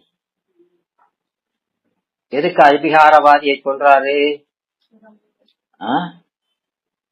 ஏமா அபிகாரவாதியை சொல்றாரு? என்னம்மா? பெருமான் ஒண்ணுமே செய்ய மாட்டான், அவன் செஞ்சா விகாரம் அடைஞ்சிருவான்.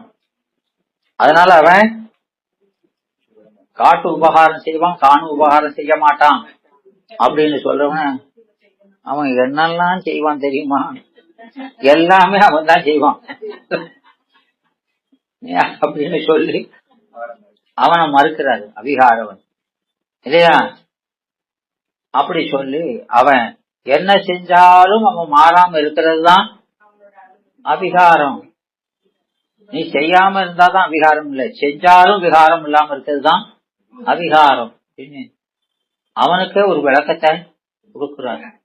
அதான் விகிதா. விகிதம் என்ன?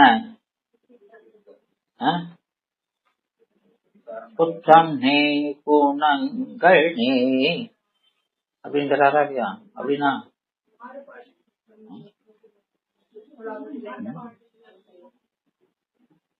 அது திருவாசகத்துல சொல்றாரா இல்லையா? அந்த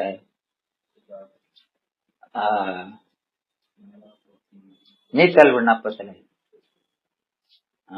அதுல சொன்ன மாதிரி வேதமும் வேள்வியும் ஆயினாருக்கு உண்மையும் மெய்மையும் பொய்மையும் உண்மை மென்மையும் இருக்கான், பொய்மையும்.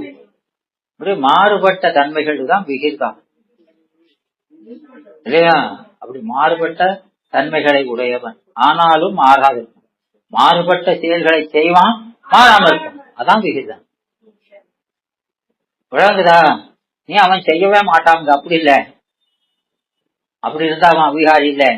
செய்தாலும் மாறாம இருக்கிறது பேர்தான் அவிகாரம். அப்படின்னு அவனுக்கு அவன் கொண்ட கொள்கையை திருத்துறான். அவிகாரவாதியவே திருத்துறான். அவன் செஞ்சா விகாரம் ஆயிடுவாங்க. அப்படி இருக்கிற விகாரம் அடையணும் போய் கடவுள்னு சொல்லக்கூடாது. அப்படி இருக்கிறவனை போய் கடவுள்னு சொல்லக்கூடாது. மாறுபட்டதெல்லாம் செய்வான், ஆனா விகாரம் அடைய, அதான் கடவுள் தன்மை. என்னப்பா சொல்ற, விளங்குதா? அப்படின்னு அவனை சொல்றாரு. அதோட சேர்த்து பேதவாதி இல்லையா? தனித்த முதலாக நிற்போம். ஒண்ணு, அதாவது அது செம்பா இருக்கிற வரைக்கும் தான் ஒளி இழந்து கிடக்கும் இல்லையா? அது ரசவாதம் பண்ணி பொன்னாயிட்டா அது பிரகாசத்தோடு வேற எந்த பிரகாசத்தையும் நாடாது, தனித்த முதலா இருக்கும் அப்படின்னு சொல்றான். நாம அறநடியை நீங்கி நிக்கவே முடியாது. ரசகுழுகையினால அந்த செம்புக்கு கழிவு போனாலும் அது எதுக்குள்ள இருக்கணும்? அந்த குளிகைக்குள்ளேயே இருக்கிற வரைக்கும் தான் அது. அதனால அப்படி நீங்கி போகிறதுன்னு சொல்லாத அப்படின்னு அவனையும் மறுக்கிறார். ரெண்டு பேரையும் திருத்துறாரு பாருங்க. அதுல என்ன குறை இருக்குது, இதுல என்ன குறை இருக்குது. அப்ப இதையெல்லாம் எடுத்து சொல்லி விளக்குவதுதான் இந்த உமாபதியினுடைய சங்கற்ப நிராகரணம். விளங்குதாமா? கொள்கையில இவ்வளவு எல்லாருமே சிவத்தை வணங்குறவங்க தான் இல்லையா? 6 பொருள் கொண்டாலும் அந்த இலக்கணத்துல மாறிடுறாங்களா இல்லையா? ஆமா, அது எவ்வளவு பெரிய குற்றம் ஆயிடுது அப்படின்னு சொல்லி திருத்துறாங்க. அதனால இதெல்லாம் இப்படி இருந்து கொண்டு முக்தின்னு சொல்றவன் முக்தர் அல்ல அப்படின்னு சொல்லிட்டு அப்புறம் சொல்றாரு, இந்த முத்தர் சர்வமும் சிவமாக காண்பதுதான் முத்தர். யாரு முத்தரு? எல்லாம் சிவமாக காண்பவன் தான் முத்தர். அப்போ எல்லாத்தோட இருந்துகிட்டு எல்லாத்தையும் எப்படி பார்க்கணும்? சிவமாக காண்பதுதான் உச்சி அப்படின்னு சொல்லி, அப்போ இந்த சிலர் ரொம்ப காலம் அவன மாதிரி இறைவன் நீண்ட ஆயுளோட இருக்கானா இல்லையா? நாம போல செத்து செத்து பிறப்பது இல்லை. அப்போ இந்த நித்திய உடம்போட இருக்கிறது தான் முக்தி. அவன் எப்போதும் அப்படித்தானே இருக்கிறான். அது மாதிரி நித்திய தேகத்தை பெறுவதுதான் முக்தி அப்படின்னு சொல்றவங்க இல்லையா? அப்போ இந்த உடம்புங்கிறது மருந்து. உடம்புங்கிறது நீ மருந்தும் கையுமா இருக்கிறது தான் முக்கிய. மருந்து கையுமா இருந்தாது நோயாளியா? அவன் யாரு? நோயாளி. அவனை போய் முத்தருங்காரு. என்னப்பா என்னப்பா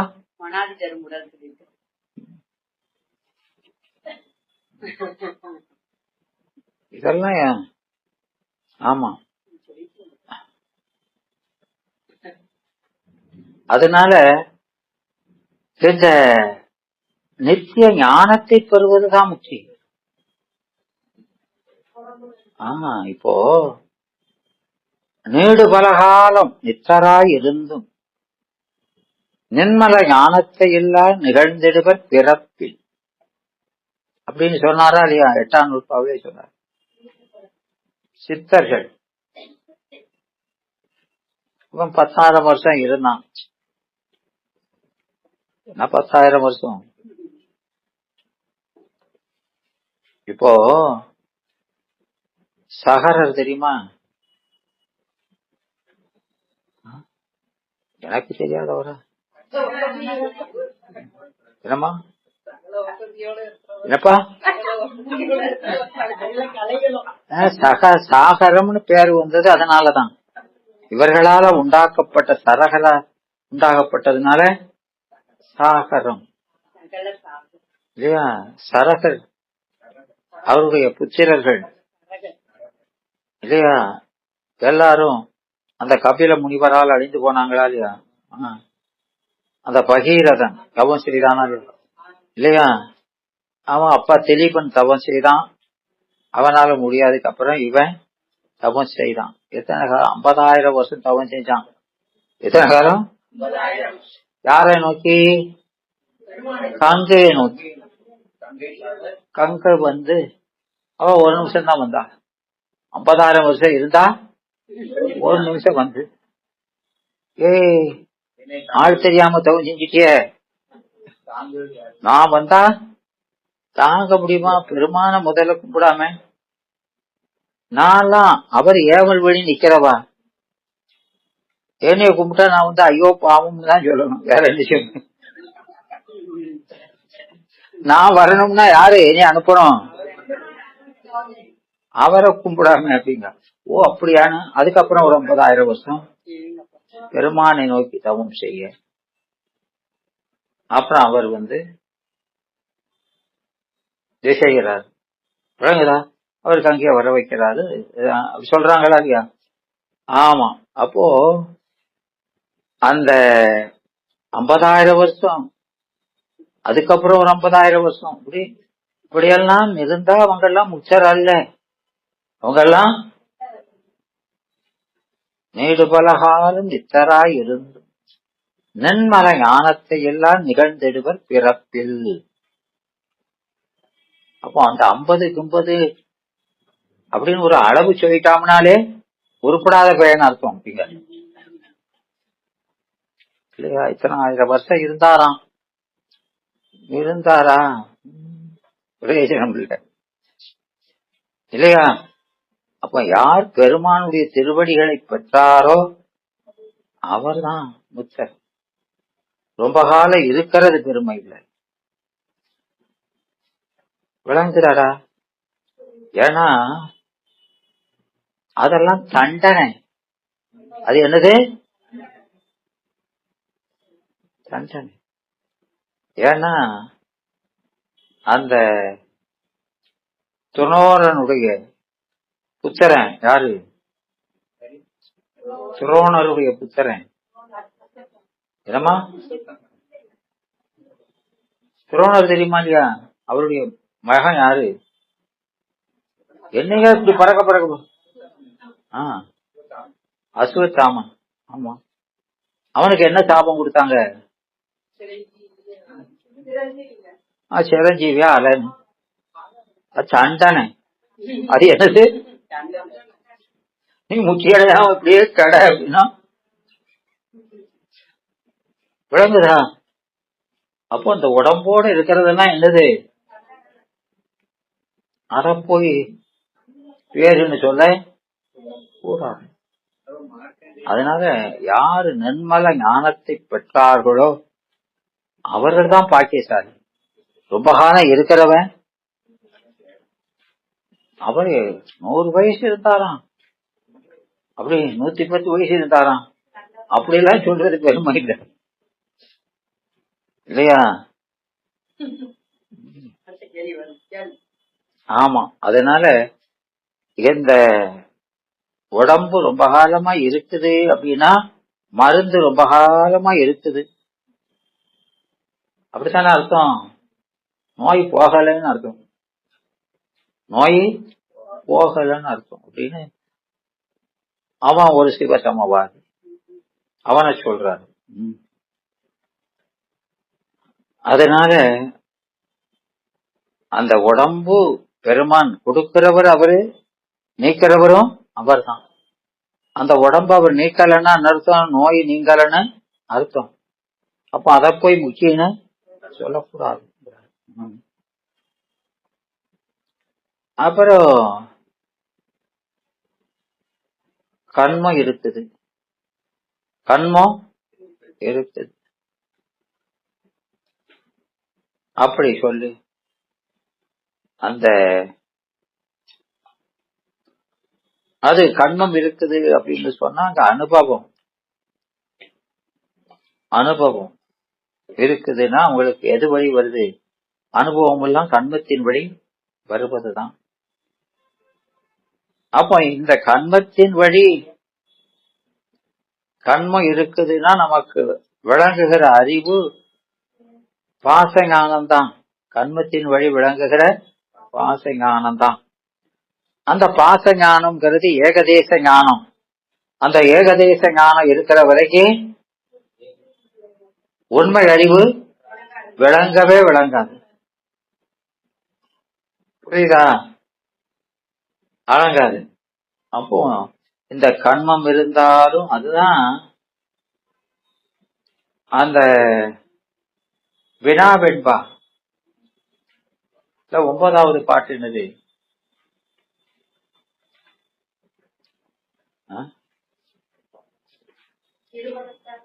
என்னமா?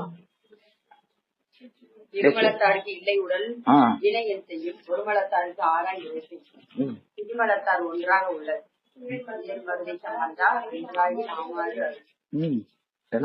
உங்களுக்கு உடம்பு இல்ல, அப்ப வினை என்ன செய்யும்? என்ன சொல்லுத? நான் என்ன செய்ய, நீ என்ன செய்யுங்க? என்னப்பா அத மட்டும் தான் சொல்லுவேன். ஏடு வாசிக்கிறவரு வேற யாரு?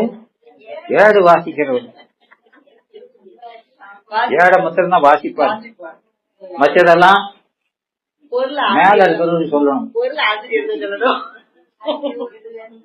அப்படிங்கிறாரு. அப்போ இருமலத்தாருக்கு இல்லை உடல். அப்போ பிரளயாகலருக்கு மாயா மலம் இல்லைங்கிறோம். மாயா மலம் இல்லைன்னு சொன்னா, ஆனா கண்மம் இருக்குங்க, ஆணவம் இருக்குங்க, நோய் இருக்குது, மருந்து இருக்குது, அத குடிக்க பாத்திரம் இல்லைங்க. ஐயோ பாவம், அவன் திரு திருன்னு முடிச்சுக்கிட்டு ரொம்ப சங்கடம் படுவான். வினைய எப்படி நுகர்வான், எப்படி ஈட்டுவான்? நுகரவும் முடியாது. அப்ப இருந்து என்ன பிரயோஜனம்? அது அந்த நுகரலைன்னா ஆணவ மலம் மூல நோய் போகாது. மருந்து சாப்பிடலைன்னா நோய் போகாது, அப்ப ஆணவம் போகாது. அப்போ பிரளயாகலாம் தான் சங்கடப்பட்டவன் தான் பிரயாகல் இதுதானே? ஆமா, இவனா இப்படி இருக்கான், இன்னொருத்தன் ஒரு மலத்தாருக்கிய அவன் அதை விட படுமோசம்ல இருக்கு. அவனை ஆராய் உரைப்பேன். ஆராய் உரைப்பேன்னா அவன் கேவலத்துல கிடக்கானா? ஒரு மலத்தோடு இருக்கிறது, ஆணவ மலத்தோடு மட்டும் இருக்கிறனால கேவல நிலை. அவன் என்ன பிறவிக்க வரலையோ அப்படின்னு கேக்குறாரு. யாரு? உமாபதி தான் கேக்குறாரு. அவன் பாடு.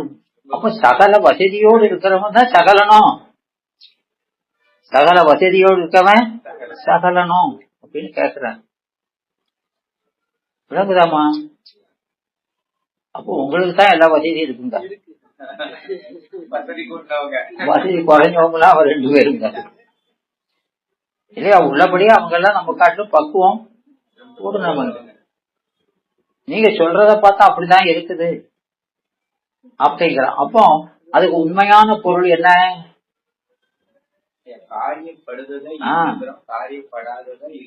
அப்போ அங்க என்ன பொருள்னா, எல்லாத்துக்கும் எல்லா மலமும் இருக்குது, எல்லாத்துக்கும். மாயாமலம் இல்லைன்னா மாயாமலம் அவன்கிட்ட காரியப்படலைன்னு தான் அர்த்தம். தவிர மாயாமலம் பந்தமா இல்லை, அவனுக்கு பந்தமா இல்லை, இருக்குது மாய. ஆனா அவனுக்கு அது உபகாரமா இருக்குது, தடையா இல்லை. தடையா இருக்கிறத தான் பந்தம்ங்கிறோம், தடையா இல்லை இல்லையா? ஆமா. அதுபோல அவனுக்கு கண்ம மலமும் தடையா இல்லை, அவனுக்கு சுத்த கண்மமா இருக்குது. அப்போ அது அவனுக்கு உபகாரமா இருக்குது. யாருக்கு அபகாரமா இருக்குதோ அவனுக்கு தான் பந்தம்ங்கிறோம் இல்லையா? அப்போ அவங்க எல்லாம் நம்ம காட்டிலும் கூடுனவங்க அப்படின்னு சொல்றாரு. அப்போ நீ நினைக்கிற மாதிரி குறைஞ்சவும் இல்ல, அவங்க எல்லாம் நம்ம காட்டிலும் பக்குவத்துல கூடுனவங்க அப்படின்னு அதுக்கு விளக்கம் கொடுக்கிறாரா இல்லையா? ஆமா. அதனால இங்க இந்த இதுல சொன்ன மாதிரி அந்த ஆணவமலம் என்பது கண்மமலம் என்பதை எல்லாமே பற்றற கழியணும்.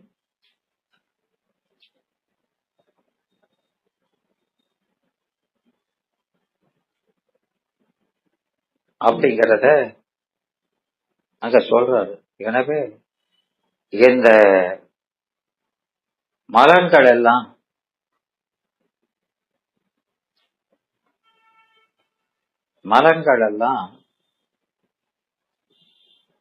அவரவர் பக்குவத்துக்கு ஏற்ப எப்படியெல்லாம் நிக்குங்கிறாரு. எப்படியெல்லாம் நிக்கும், எப்படியெல்லாம் நிக்குங்கம்மா?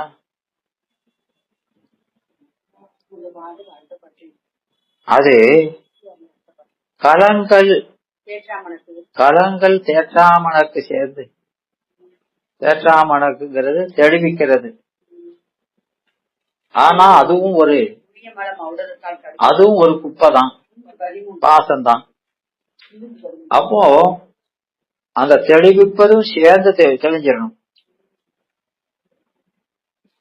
அதனால அந்த கலங்கள் அடங்க ஆகந்துகம் மலம், அதுதான் தேற்றாமணக்கு.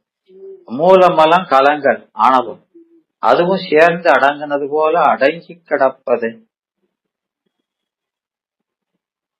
அது சிவ ஞானம் பெற்றாரிடத்து. சிவஞானம் பெற்றாரிடத்து அந்த சிவஞானம் பிரகாசித்தார், சிவஞானம் பிரகாசித்தார் என்பது தெளிதல் நிலை அடைஞ்சவன். அவன்கிட்ட ஆமா, அது ஒள் எரியின் முன் இருள் போல அகன்று நிற்கும். அந்த இருள் இது அடைஞ்சு நிக்குது, இவங்க கிட்ட அகன்று நிற்கும்.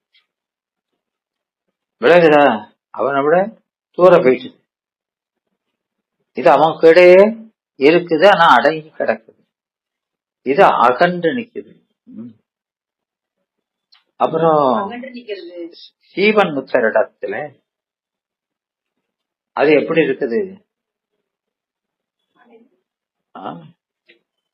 சீவன் முத்தரிடத்துல மருந்து சாப்பிட்டு விஷம் இருந்த இடம் தெரியாம போனது போல, மருந்து சாப்பிட்டு அந்த விஷம் இருந்த இடமே தெரியல, அப்படி போனது போல அந்த மலத்தினுடைய வாசனை கூட இல்லாத ஒளிதான். அதே ஆட்ட சீவன் முத்தர்ட்ட இப்படி மூணும் இல்லாம போனாதான் முத்தரு. அது இருக்கு இது இருக்குன்னு அவங்க முத்தரு அல்ல.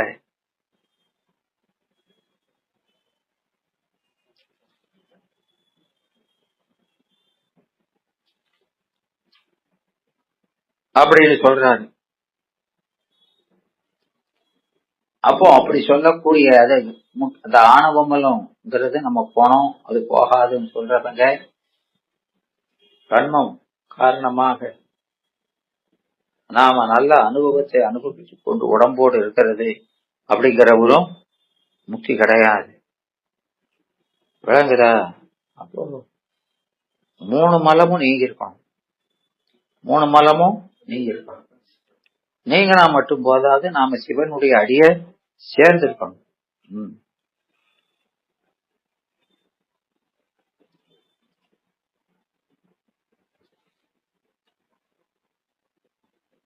அப்போ இங்க சிவபெருமான் அவன் அந்த உபகாரத்தை, அவன் செய்கிற உபகாரத்தை எல்லாம் நமக்கு உணர்த்தி, காட்டு உபகாரம் காணு உபகாரத்தெல்லாம் உணர்த்தி, அதையா ரெண்டா பிரிஞ்சு சொல்றாரு.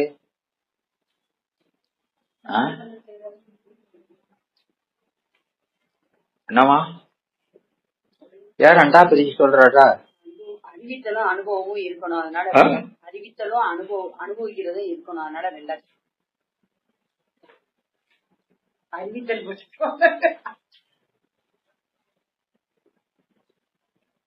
ஏன் ரெண்டா சொல்றாருன்னா,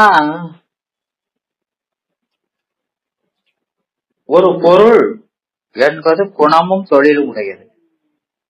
குணமும் தொழிலும், பண்பு, பண்பனப்படுவது குணமும் தொழிலும். அந்த பண்பு விளங்காமல் தடுப்பதுதான் அனுபவம் இல்லையா? அப்போ அது நீங்குனா நமக்கு இயல்பான குணமும் தொழிலும் இரண்டு விளங்கி நிக்கணும்.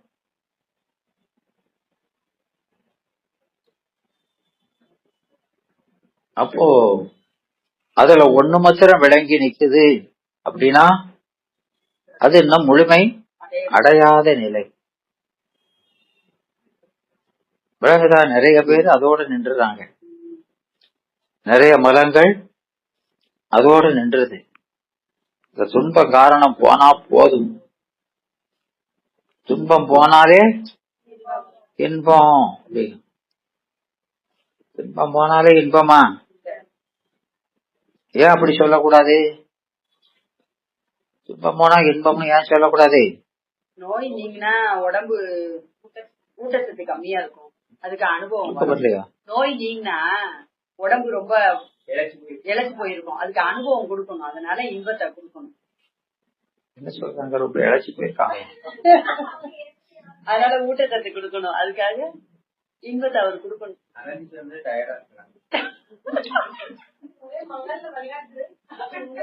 சொல்றது சத்தியமா? உங்க அக்கா சொல்றது உனக்கு புரியுதா? நல்ல புரியுதோ? நல்ல புரியுதம்மா. உடம்பு நோஞ்சானா இருக்கும், அது சேர்த்துறதுக்கு ஊட்டச்சத்து வேணும். உடம்பு நோஞ்சானா இருக்காங்க,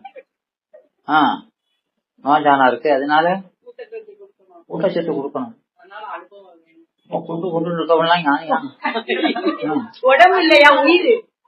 உயிர் உடம்ப சொல்லல, நாங்க உயிரை சொல்றோம். உயிரை சொல்றோம். உயிர் என்ன செய்யணும்? உயிர் பல பிறையில பட்டு துன்பப்பட்டு வந்துருச்சு, உயிரை நோயத்தான் நீக்கி இருக்கிறாரு பெருமான். சரி, திருப்பி அனுபவத்தை கொடுக்கணும்ல, தன்னோட ஆனந்தத்தை கொடுக்கணும்ல, அதனால ரெண்டாவது வேண்டி இருக்கு. அப்போ இருவர் மடந்தையற்கு ஏது இன்பம்? இன்பம் தான் ஒருவன் உறுதியுறுகிறார். ஆமா. அப்போ நோய் நீங்குனா அறிவு விளக்கம் வருது. அறிவு விளக்கம் எதற்காக பெற்றோம்? ஆனந்தம் பெறுவது. அப்போ நாம முடிந்த பயனை இன்னும் அடையலை. அப்போ இது அறிவு விளக்கம் மட்டும் பெற்றால் அது ஏகதேச பயனை தான் அடைஞ்சிருக்கும், முழு பயனை நாம இன்னும் அடையலை. அப்போ இலக்கை அடையாமலே அடைந்ததாக நினைத்துக் கொள்ளும். விளங்குதா? புத்தி அடையாமலே அடைஞ்சுதான் நினைச்சுக்கிறாங்க அவங்க. அப்போ இந்த அறிவு மட்டும் விளங்கி நிற்கவங்க யாரு? அதான் சித்தர். முத்தர் வேற, சித்தர் வேற. சித்தி முத்தி தருவதா? சித்தினா அறிவு.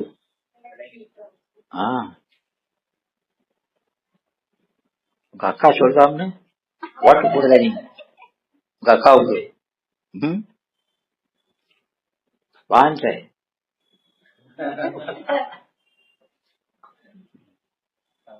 ஆனந்தம் விளங்கி இருக்கிறவங்க முத்தர். ஆமா, அதுதான் உயிரினுடைய இயற்கை ஆனந்தமா இருக்கிறது தான். உயிர் எப்படி இருக்கணும்? ஆனந்தம் தான் இருக்கு. அந்த ஆனந்தத்தை பெறுவதற்கு கருவிதான் அறிவு. அப்போ இந்த கருவி முக்கியம் இல்லை, எது முக்கியம்? ஆனந்தம். ஆமா, அது வரணும். அது வர்றதுக்கு இந்த கருவி தேவைன்னு அதை பெருதமே தவிர இந்த கருவியை மாத்திரம் வாங்கி வைக்கிறது நோக்கம் இல்லை. அல்டிமேட்டா எப்படி இருக்கணும்? நம்ம கோல் அது பெருதுதான். விளங்குதா? அதனால நமக்கு எல்லா பொருளுக்கும் குணம் தொழில். அப்போ அந்த குணத்தோடு கூடி அந்த தொழிலை செய்யணும். அப்போ வெறும் குணம் மட்டும், அதான் அவங்க எல்லாம் பாதகர். அறிவை மட்டும் பெற்றவர்கள் என்ன சொன்னாரு? பாதகர்கள். சாதகர்னு சொல்லல. என்ன சொல்லிட்டாரு? இப்பிறவி பேதம் தன்னில் இன்ப பேதமுறா பாதகர். விளக்குதா? இது போனா மட்டும் போதும் நினைக்கிறானா இல்லையா? அப்போ நோய் போனா இன்பம் வராது. நோய் போனாலே வராது. அப்போ எப்ப இன்பம் வரும்? நோய்ங்கிறது அது எதை தடுத்து நின்றது? சாப்பிடுறது, அனுபவிப்பதற்கு தடையா இருக்கிறது இல்லையா? அப்ப அந்த அனுபவத்தை பெறுதல் தான் முக்கியம். விளங்குதா? அப்ப அந்த கருவிகள்லாம் ஒரு காரியத்தை செய்ய, அதை அடைவதுதான் முடிந்த பயனை தவிர வெறும் கருவி மாத்திரம் வாங்கி வச்சு பிரயோஜனம். அதனால இங்க என்ன சொல்லிட்டாரு? இந்த உயிர்கள் அந்த அனுபவத்தை கண்டிப்பா பெறணும். அதனால அந்த அறிவை கொண்டு நாம் அறிய வேண்டியது என்னது? ஆமா, அந்த அறிவை கொண்டு சிவத்தை அறிவதுதான். அந்த அறிவுக்கு விடயம் சிவன் தான். அப்போ ஒரு பொருளை அறிதல்னா அது குணத்தை அறிதல் தான். அப்போ அந்த குணத்தை அறிவிக்கணும் அப்படின்னா அவன் அறிவித்தாலின்றி நாம் அறிய முடியாது. அப்போ அவனுடைய தன்மையை இறைவன் நமக்கு அறிவிக்கணும் இல்லையா? அவன் செய்த உபகாரத்தை நமக்கு அறிவிக்கணும். அதை எப்படி அறிவிப்பான்? அது பையவே. எப்படி அறிவிப்பான்? ஆமா, அவன் செய்யற உபகாரத்துல படிப்படியா அறிவிப்பான். எல்லாமே உபகாரம் தான். உன்னுடைய அறிவினால இப்போதைக்கு எதை அறிந்து கொள்ள முடியுமோ அதை மாத்திரம் முதல் அறிவிப்பான். விளக்குதா? அதை அறியக்கூடிய அறிவை கொடுப்பான். அதனால அந்த பொருள் மேல இச்சை வர வைப்பான். அந்த அறிவு அந்த பொருளை இச்சை வந்ததனால அறிவு அசை வர இருக்க வைப்பான். விளக்குதா? இங்க செயல்கிறது என்ன செயல்? அறிவின் செயல் தான். அது செயல்னு வேற தனியா ஒண்ணு சொல்லக்கூடாது. அப்போ அந்த அறிவு அசைவர இருக்கிறதுக்கு பேர் தான் நெட்டை. இறைவன் ஒருவனையே அறிந்து கொண்டு வேற எதையும் அறியாமல் இருப்பது பேர் தான் நெட்டை. அறிவே விளங்காம இருக்கிறது முக்கியன்னு சொல்றத நான் மறுத்தாரு. அறிவு கெட்டு இருப்பது முக்கியம் இல்ல, அறிவு சிறந்திருப்பதுதான் முக்கியம். அறிவு சிறந்திருக்கிறதுனா அறிவு வியாபகமாக இருக்கிறது. அறிவு வியாபகமா இருக்கிறதுனா வியாபக பொருளை அறிகிறது தான் இல்லையா? அப்போ இறைவனை விட வியாபக பொருள் உலகத்தில் இல்லை. அந்த வியாபகனை அறிகிறோம். எதை கொண்டு அறிகிறோம்? அவனுடைய கண் என்று சொல்லக்கூடிய அறிவை கொண்டு அறிகிறோம். அதை அந்த கண் நமக்கு கண்ணாகி, அந்த கண் நமக்கு கண்ணாகி காட்டுகிறார்.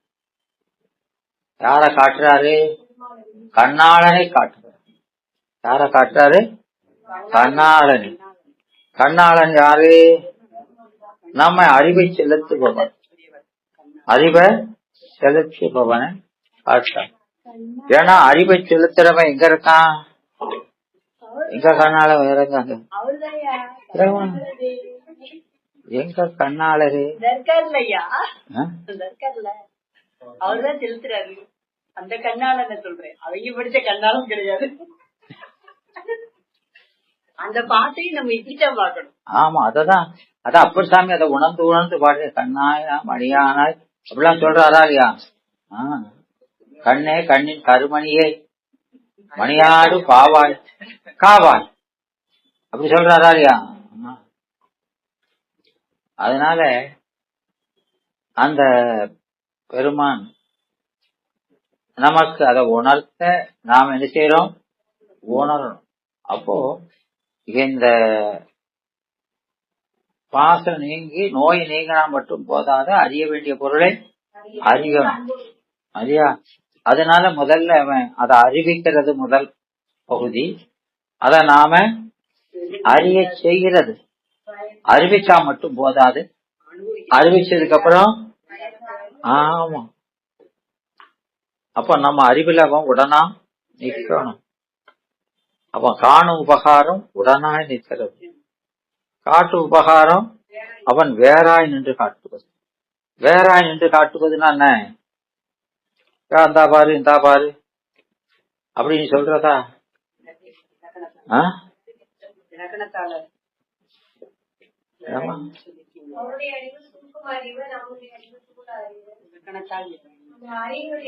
என்னமோ சொல்லிட்டு இருக்காங்க. எல்லாரும் சொல்ல மாட்டீங்க. நான் சொன்னதே நீ சொல்ல மாட்டீங்க, நீங்க சொல்லுங்க அப்படின்னு நான் லேசா சொல்லிட்டு இருக்கேன். நீங்க சொல்ல மாட்டீங்க. ஏன்னா அங்க அவன் காட்டுகிறவன் நம்ம காணுகிறவன் அப்படின்னா காட்டுகிறவனும் காணுகிறவனும் வேற வேற நிக்கல, ஒன்னாத்தான் நிக்கான். ஆனால் காட்டுகிறவனுடைய அறிவு தூர சூக்கும பேதம். என்ன பேதம்? தூர சூக்கும பேதம். காட்டுகிறவன் எப்போதும் வியாபக அறிவுடையவனா நுட்பமா இருக்கான். நாம பருமையா இருக்கோம். அந்த வேறுபாடு நீங்கவே நீங்காது அப்படின்னு சொல்றாரு. விளங்குதா? காட்டுதல் பொருட்டு வேற ஆகும்னா இப்படி வேற நிறுத்தி தாப்பாரு இருந்தா பாருன்னு காட்டுதாம்னு அப்படி நினைச்சிருக்காரு இல்லையா? அப்ப சொல்பவன் அறிவு கேட்பவன் அறிவை விட உயர்ந்ததா இருக்கணும்ன்றது விளங்குதா? அப்போ அப்படி நின்று நமக்கு உணர்த்துறது. அப்புறம் உணரணுமா இல்லையா? அப்படி சொன்னாலும் உணரணும் நாம. அப்போ உணர்றதுக்கு என்ன செய்யணும்? உடனா நிக்கணும். அவன் உடனா நிக்கணும். நான் சொல்லிட்டேன் நீ தெரிஞ்சுக்கோனா அப்படிலாம் தெரிய முடியாது. அறிவிக்கிறான். அதுதான் அந்த தம்முதல் குருவும் மாய். குருவாய் இருந்து சொல்றவரும் அவரு, உள்ள இருந்து ரிசீவரும் அவர் தான். பிராட்காஸ்ட் பண்றதும் அவர் தான், உள்ள போய் ரிசீவ் பண்றதும் எல்லாமே அவன் செய்தான். எல்லாம் அவன் தான் செய்வான். சொல்பவரும் கேட்பவரும் அவர் தான். பிறகு அவரே சொல்லிட்டு அவரே கேட்கணும்னா, ஏன்னா கேட்டு பலனை உனக்கு கொடுத்துட்டாரு. பலனை உங்களுக்கு தான். விளங்குதா? ஏன் கொடுக்காரு? ஏமா கொடுக்காரு? லஞ்சம் கொடுத்துருக்கீங்களா? நீங்க லஞ்சம் கொடுத்துருக்கீங்களா? ஏமா உங்களுக்கு கொடுத்தாரு? அவருக்கு அனுபவம் கிடையாது, உயிர் தான் அனுபவிக்கும். அதனால உயிருக்கு கொடுக்குறாரு. ஜடத்துக்கு அனுபவம் கிடையாது. ஏன் கொடுத்தாருன்னா அதுக்கு மட்டும் சொல்லுவேன், அதுக்கு இல்ல இதுக்கு இல்லைங்க. அவருக்கு தேவையில்லை. அவருக்கு எந்த பொருளும் தேவை கிடையாது. ஜடம் அவரே இன்ப மயம், இன்ப கணம். ஆன்மாவுக்கு தான் தேவை. அதனால நம்மளுக்கு கொடுக்க. என்ன சொல்றமா? பேசினா எல்லாத்துக்கும் ஒரு துதி பாசி வேண்டியது. என்ன வேண்டியிருக்கு? திவ்பாஷ். அது என்ன பாசி?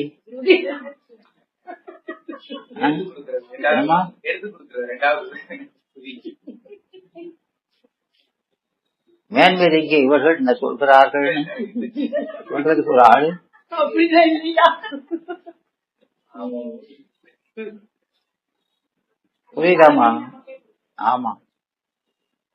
அதனால அவன் அங்க இருந்து சொன்னாலும் நம்ம அறிவுக்குள்ள இருந்து கனப்பொழுது கூட அவன் நீங்கி நிற்க முடியாது. அவன் நீங்கிறான், நம்ம அறிவே வேலை செய்யாது. அப்போ நம்ம அறிவுக்குள்ள இருந்து ரிசீவ் பண்றதும் அவர் தான் இல்லையாமா? இப்போ நமக்கு நீங்க உண்மை விளக்கமோ சிவப்பிரகாசமோ படிச்சிருக்கீங்க இல்லையா? ஆமா. அதுல அந்த மூல பிரகிருதியை சொன்னதுக்கு அப்புறம் புத்திய சொல்றாரா இல்லையா? புத்திக்கு என்ன சொல்றாரு?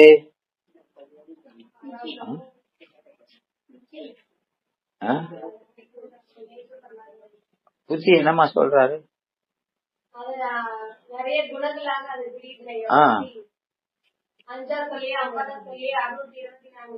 அப்போ புத்திய சொல்லும் போது புத்தி சாத்விக குணம் அதிகமா இருக்கு.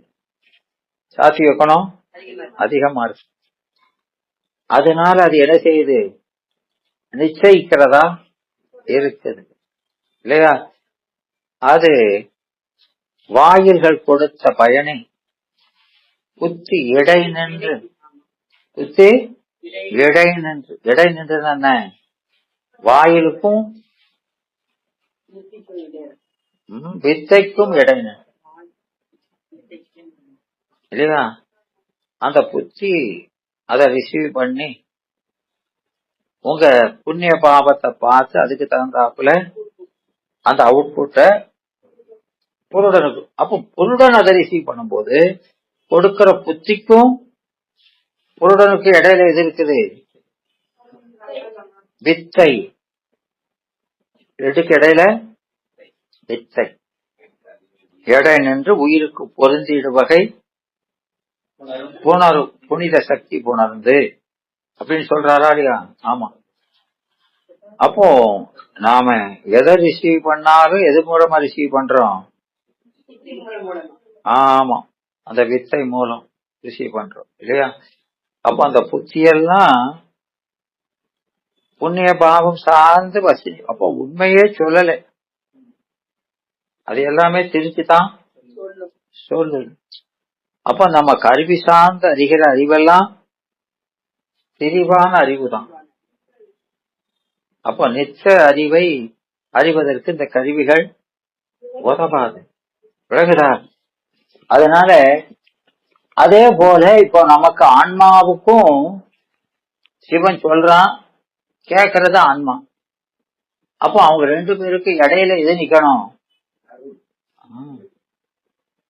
அந்த பெருமான் சொல்றவனும் அவதான். ஆமா, அததான் அந்த முதல் அதிகரணத்திலேயே ஆமா ஏகமாய் நின்றதுனால அவன் சொல்பவனானா இல்லையா?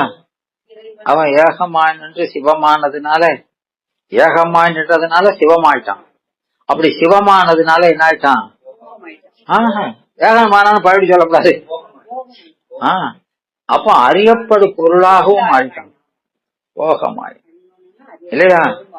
அப்போ இது காரணம், இது காரியம். இது ஆனதுனால அது போகமாயிட்டான். அப்ப போகமானாலும் இவன் அந்த போகத்தை நுகரணுமே. விளங்குதா? நுகர்றதுக்கு என்ன ஆயிட்டான்? கண்ணும் ஆகினான். விளங்குதா? அப்போ அறிபவன், அறிவு, அறியப்படும் பொருள் மூணுமே அவனா நின்னாதான் அறிய முடியும். இதுல ஒண்ணு குறைஞ்சாலும் அறிய முடியாது. மூணுமா நிக்கணும் இல்லையா? அதனால இங்க முதல்ல அங்க அறிவிக்கிறாரு. முதல் அதிகரணத்துல அவரு அறிவிக்கிறாரு. அப்படி அறிவிச்சவரு நமக்கு அந்த எந்த பலனையும் தனக்கு கொள்ள மாட்டார். அப்ப யாரு செலுத்துறாரோ அவனுக்கெல்லாம் போகணும் அப்படின்னு ஒரு தடையை எழுப்பி கொண்டு அதுல ஒரு மேற்கோளி அது திட்டாந்தத்தை வச்சு அந்த கருவிகள் எப்படி தனக்குன்னு அறிவதில்லையோ, இந்த கருவிகளே அப்படி பலனை பூரா உனக்கே வச்சுக்கோன்னு கொடுத்துட்டுதுன்னா இறைவன் கொடுக்க மாட்டானா? அதனால அவன் யாருக்காக அறிகிறான்? உயிருக்காக. அதனால எல்லாத்தையும் யாரு கொடுக்கறான்? உயிருக்கே கொடுப்பான் அப்படின்னு சொல்லி இல்லையா? அப்புறம் அறிவு விளக்குறது, ஈச்சை விளங்குறது, செயல் விளங்குறது. இத ஒன்னையும் அவன் அங்க இருந்து சொல்லிட்டு இது விளங்குறதுக்கு ஆன்மாட்ட அறிவை விளக்கணும். இந்த அறிவு விளங்கின காரணமாக அவன்கிட்ட இச்சை விளங்கணும்னா அது காரியம் தானே, அறிவின் காரியம் தான் இச்சை. அப்ப அந்த இச்சை அவன் அதை விளங்குற மாதிரி செய்யணும். அப்புறம் செயல், அந்த திருவடிய அசைவர பற்றி நிற்ற அதையும் செய்யணும். என்னதான் செய்யறான்? அப்போ என்னமா செய்யறான்? சிவசிவான அடங்கி இருக்கதை செஞ்சா போதும். விளங்குதாமா? எல்லாம் பெருமானே செய்யறார் அப்படின்னு அதத்தான் சொல்றாரு. விளங்குறார். அத 2வது நூற்பாவுல 2வது அதிகரணத்துல 3ஐயும் விளக்குறது சொல்றார். விளங்குறார். அதனால அப்படி அவன் வந்தா எல்லாரும் பார்க்க வேண்டாமா? இறைவன் அவங்கெல்லாம் பார்க்கும்போது அங்க எங்கும் நிறைந்து நிற்கிறவன் அவன் காட்சி கொடுத்தான்னா எல்லாருக்கும் தெரியணும்ல. தெரியணுமா இல்லையா? அப்ப நாமெல்லாம் அப்படி ஒருத்தரையும் பாக்கலையே. நீங்க இது வரைக்கும் யாரா பாத்திருக்கீங்கம்மா? சிவம் வந்துட்டு போனதே பாத்திருக்கோ?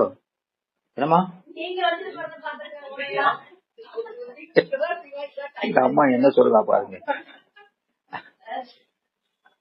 அப்படி நாம பார்க்கல. ஏன் பார்க்கல? அந்த கண்ணு நமக்கு இன்னும் வரல. அருளா வகையால் அருள் புரிய வந்த பொருள் ஆறறிவார் புரி இல்லையா? அப்போ அவனே வந்தா கூட நமக்கு நம்ம ஒருவனாதான் பார்க்க முடியுமே தவிர அவனை சிவனா பார்க்கக்கூடிய பக்குவம் நமக்கு இன்னும் வரல. வந்தா நமக்கு எல்லாம் அவன் கொடுக்கறது அப்பதான் வழங்கும். அப்போ நான்கிற பேச்சே அதான் நான்மறையை கற்றவன் ஞானி அல்ல. நான்மறையை கற்றவன் நான் என்பதை மறைய கற்றவன் தான் ஞானின்னு சொல்றாரா இல்லையா? அப்போ அந்த நான்கிற உணர்வு என்ன ஆயிரும்? அந்த சிவத்துக்குள்ள அடங்கி இல்லையாயிரும். ஏன்னா நாம வெறும் டம்மி பீஸுதான் இப்ப நல்லா தெரியுதா இல்லையா? இப்ப நூல் மூலமா படிக்கிறோம், இத அனுபவமா பார்ப்பான் அவன். விளங்குதாமா என்று சொல்றார். இதை தொடர்ச்சிகளை நாம் அடுத்த வகுப்புல பார்க்கலாம். வாழ்த்தும் பெருமரபு வாழ்த்தும். வான்முகில் வளாது பெய்க மலிவளம் சுரக்க மன்னன் கோன்முறை அரசு செய்ய குறைவில்லாத உயிர்கள் வாழ்க. நான்மறை அறங்கள் ஓங்க நற்றவம் வேள்வி மல்க. மேன்மைகள் செய்வ நீதி விளங்குக உலகமெல்லாம். மேன்மைகள் செய்வ நீதி விளங்குக உலகமெல்லாம். மேன்மைகள் செய்வ நீதி விளங்குக உலகமெல்லாம். கைலாய பரம்பரையில் சிவஞான போதை நெறிகாட்டும் என்ன பயில் வாய்மை மெய்கண்டான் சந்ததிப்போர் மெய்ஞான பானுவாய். குயிலாரும் பொருள் சிறு ஆவடு துறைபாட்டு நமச்சிவாய் தேவன் செயலாதி மரபுடையோன் திருமரபு நீடூடி கழகமாகும் திருச்சிற்றம்பலம்.